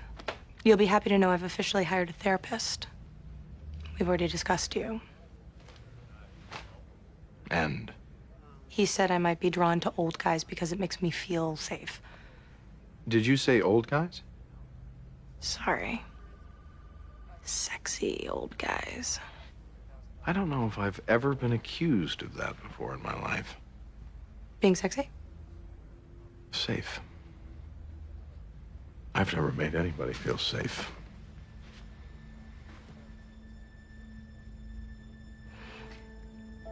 Remember when I kissed you?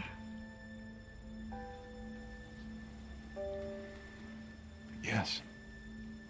And I said something like, I can't believe I just did that. It just sort of happened. It was a little more reflective than that. I lied. As did I. Remember my response? I said that was a surprise. Well, I saw it coming. You didn't pull away. No, I didn't. Do you regret that? Not pulling away? Did you say to yourself after, next time, I'll pull away? No, I didn't say that.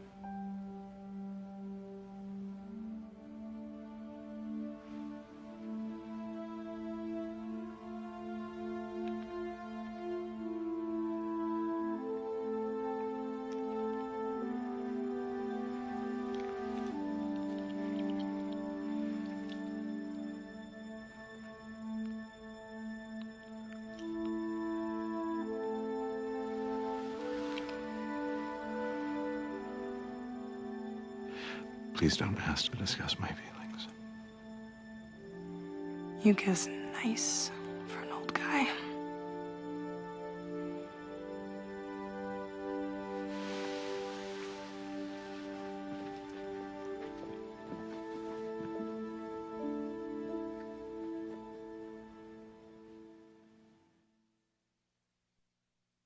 I'm not the actual lawyer. You gotta talk to one of the boys about it. He brings in cases. Fraud cases. He's got doctors on the take.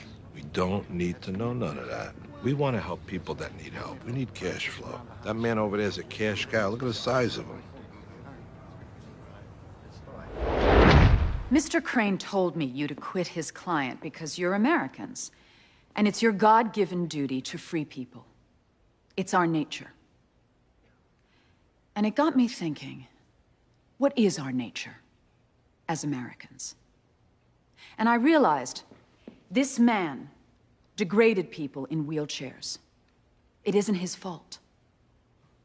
It's yours, and yours, and mine. Because we as Americans tolerate it. My husband is a staunch Republican. He championed the war and put out the flag. We need to protect freedom, he says. And then when no weapons of mass destruction were found, he said, how could they make such a horrible mistake? We in success, they in failure.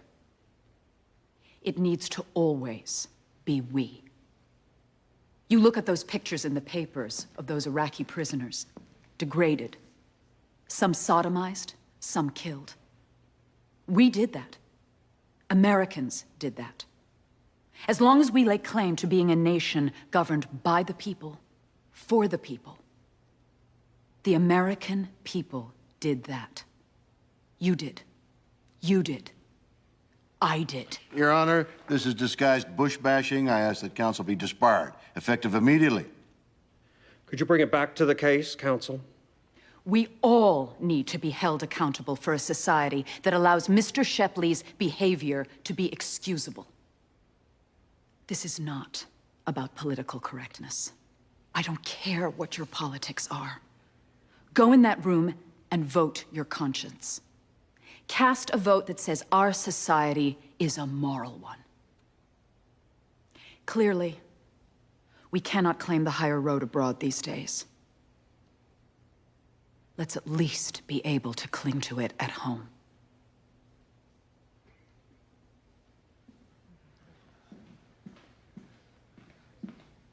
Did she attack America?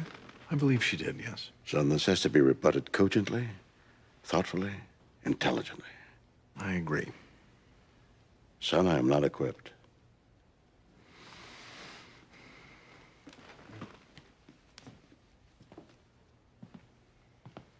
In her opening statement, Miss Alexander suggested that my client should be held accountable. Now it seems she's saying you should be accountable. Please, we as Americans are not accountable people. We are a nation of finger pointers, be it the 9/11 Commission, to the weapons of mass destruction, to anything at all having to do with the Red Sox. When was the last time you heard anybody say, I screwed up? When was the last time you heard anybody say, we screwed up? This is America, for God's sake. We're always right. And if ever we're not, we get a note from our doctor. Well, my client comes to you with a note from his doctor. He has a medical condition. It's a mental disorder. If, as Miss Alexander suggests, we as a society should take responsibility here, in this case, in this courtroom, then let's get this man some treatment. Let's not put him in jail. I could be wrong, but retribution doesn't always seem to work.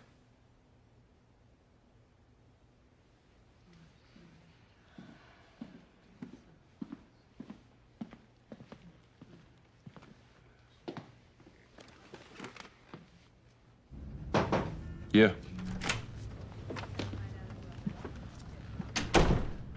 I thought you'd be interested to know, despite my stirring closing, we decided to settle the case. You're wrong. I'm not interested. Get out. Eugene. A judge has asked you to leave his chambers. Whatever our history, if you ever again... What did I do? What did you do? You called me Eugene. You mean that's not your name? I was under the impression... Shut up! Just shut up! I walk in that courtroom, my courtroom, for the first time, and you yell out, Eugene, buddy? You may not respect me, but you'll respect the robe. You understand? I yelled your name out of enthusiasm. I yelled out, buddy, to be flip. I apologize. Let me tell you something, Eugene. I know many judges. I've even slept with a few. The robe is a piece of clothing. I'm required by law, and I suppose decorum, to honor the robe. The respect I have for you is far more profound.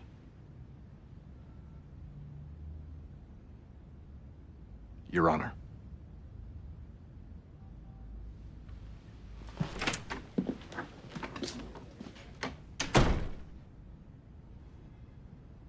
There will be no violence inside the premises. I realize sometimes scores gotta get settled outside the courtroom. But there will be no mayhem inside here. Everybody checks their baseball bats with Susie when you come in. We have company bats? Second, our mission is to become a totally honest law firm. I know this can't happen overnight, but the purpose of this franchise is to do good, decent work for good, decent people. I need to pre-clear 3 wise guys I got lifelong stuff with. Nothing serious. Third, Manny. We have agreed to extend an offer to you as a paralegal. You mean it? You need to pre-clear with me everything you do. You'll be acting as an agent of this firm. Your salary will be a contingency of the business you bring in. You won't regret it. Fourth, Jamie. If you want to be a partner, the buy-in is 75 grand. That's what me and Lenny put in. You might want to consider, being an associate here since... Yeah, I opted for that. Associate. Okay. Then we're a law firm. We're a law firm.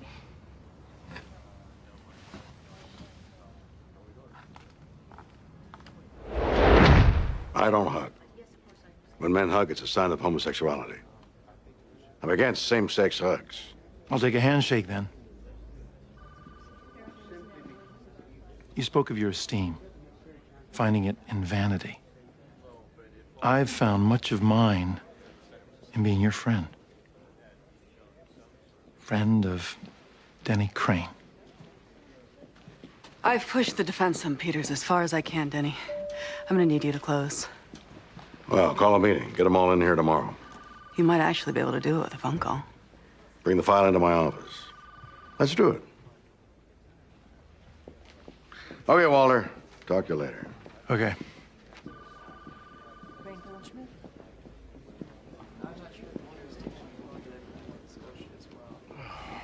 I'm a mess. You're just figuring this out. I mean, I always thought I was functionally messed up. It worked for me. But perhaps... Well, there's no denying. Actually, there is. There seems to be nothing but denial on my part about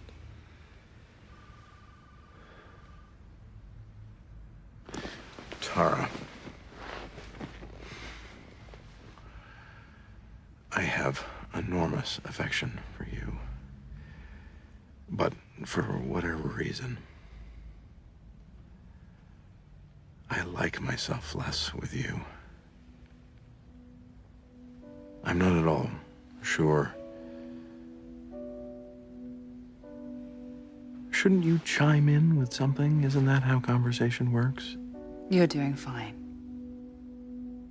I don't like being alone. I'm good at it, but I don't like it. But notwithstanding my feelings for you, I see potentially a less lonely path with...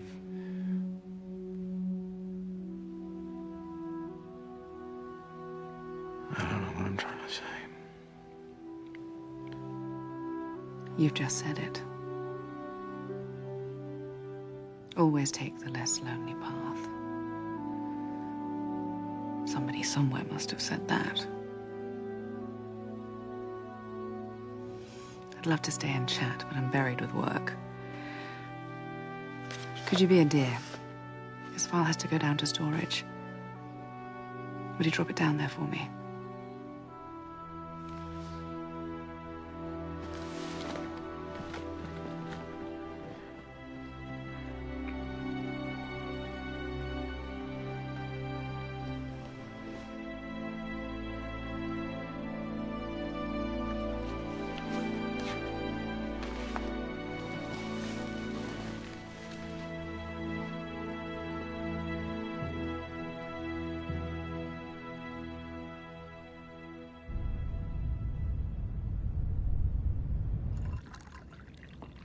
I thought Beck was coming. She got tied up in probate. And Bobby? He won't show. You know him and goodbyes. He's still telling Lindsay that their marriage is just on hiatus. Well, we gotta get going. I gotta report to night court. You got night court? I'm a rookie. All right, glasses up. To our new lives. Eugene, a judge. Jimmy, Jamie, neighborhood lawyers. Me, a mom, and who knows? And come on, somebody help me out. Okay. I have loved this place. Every day, no matter what the fight or however ugly, I came here every day saying to myself, this place is special, and I'm lucky to be here. And you, and you, and you, and all of you.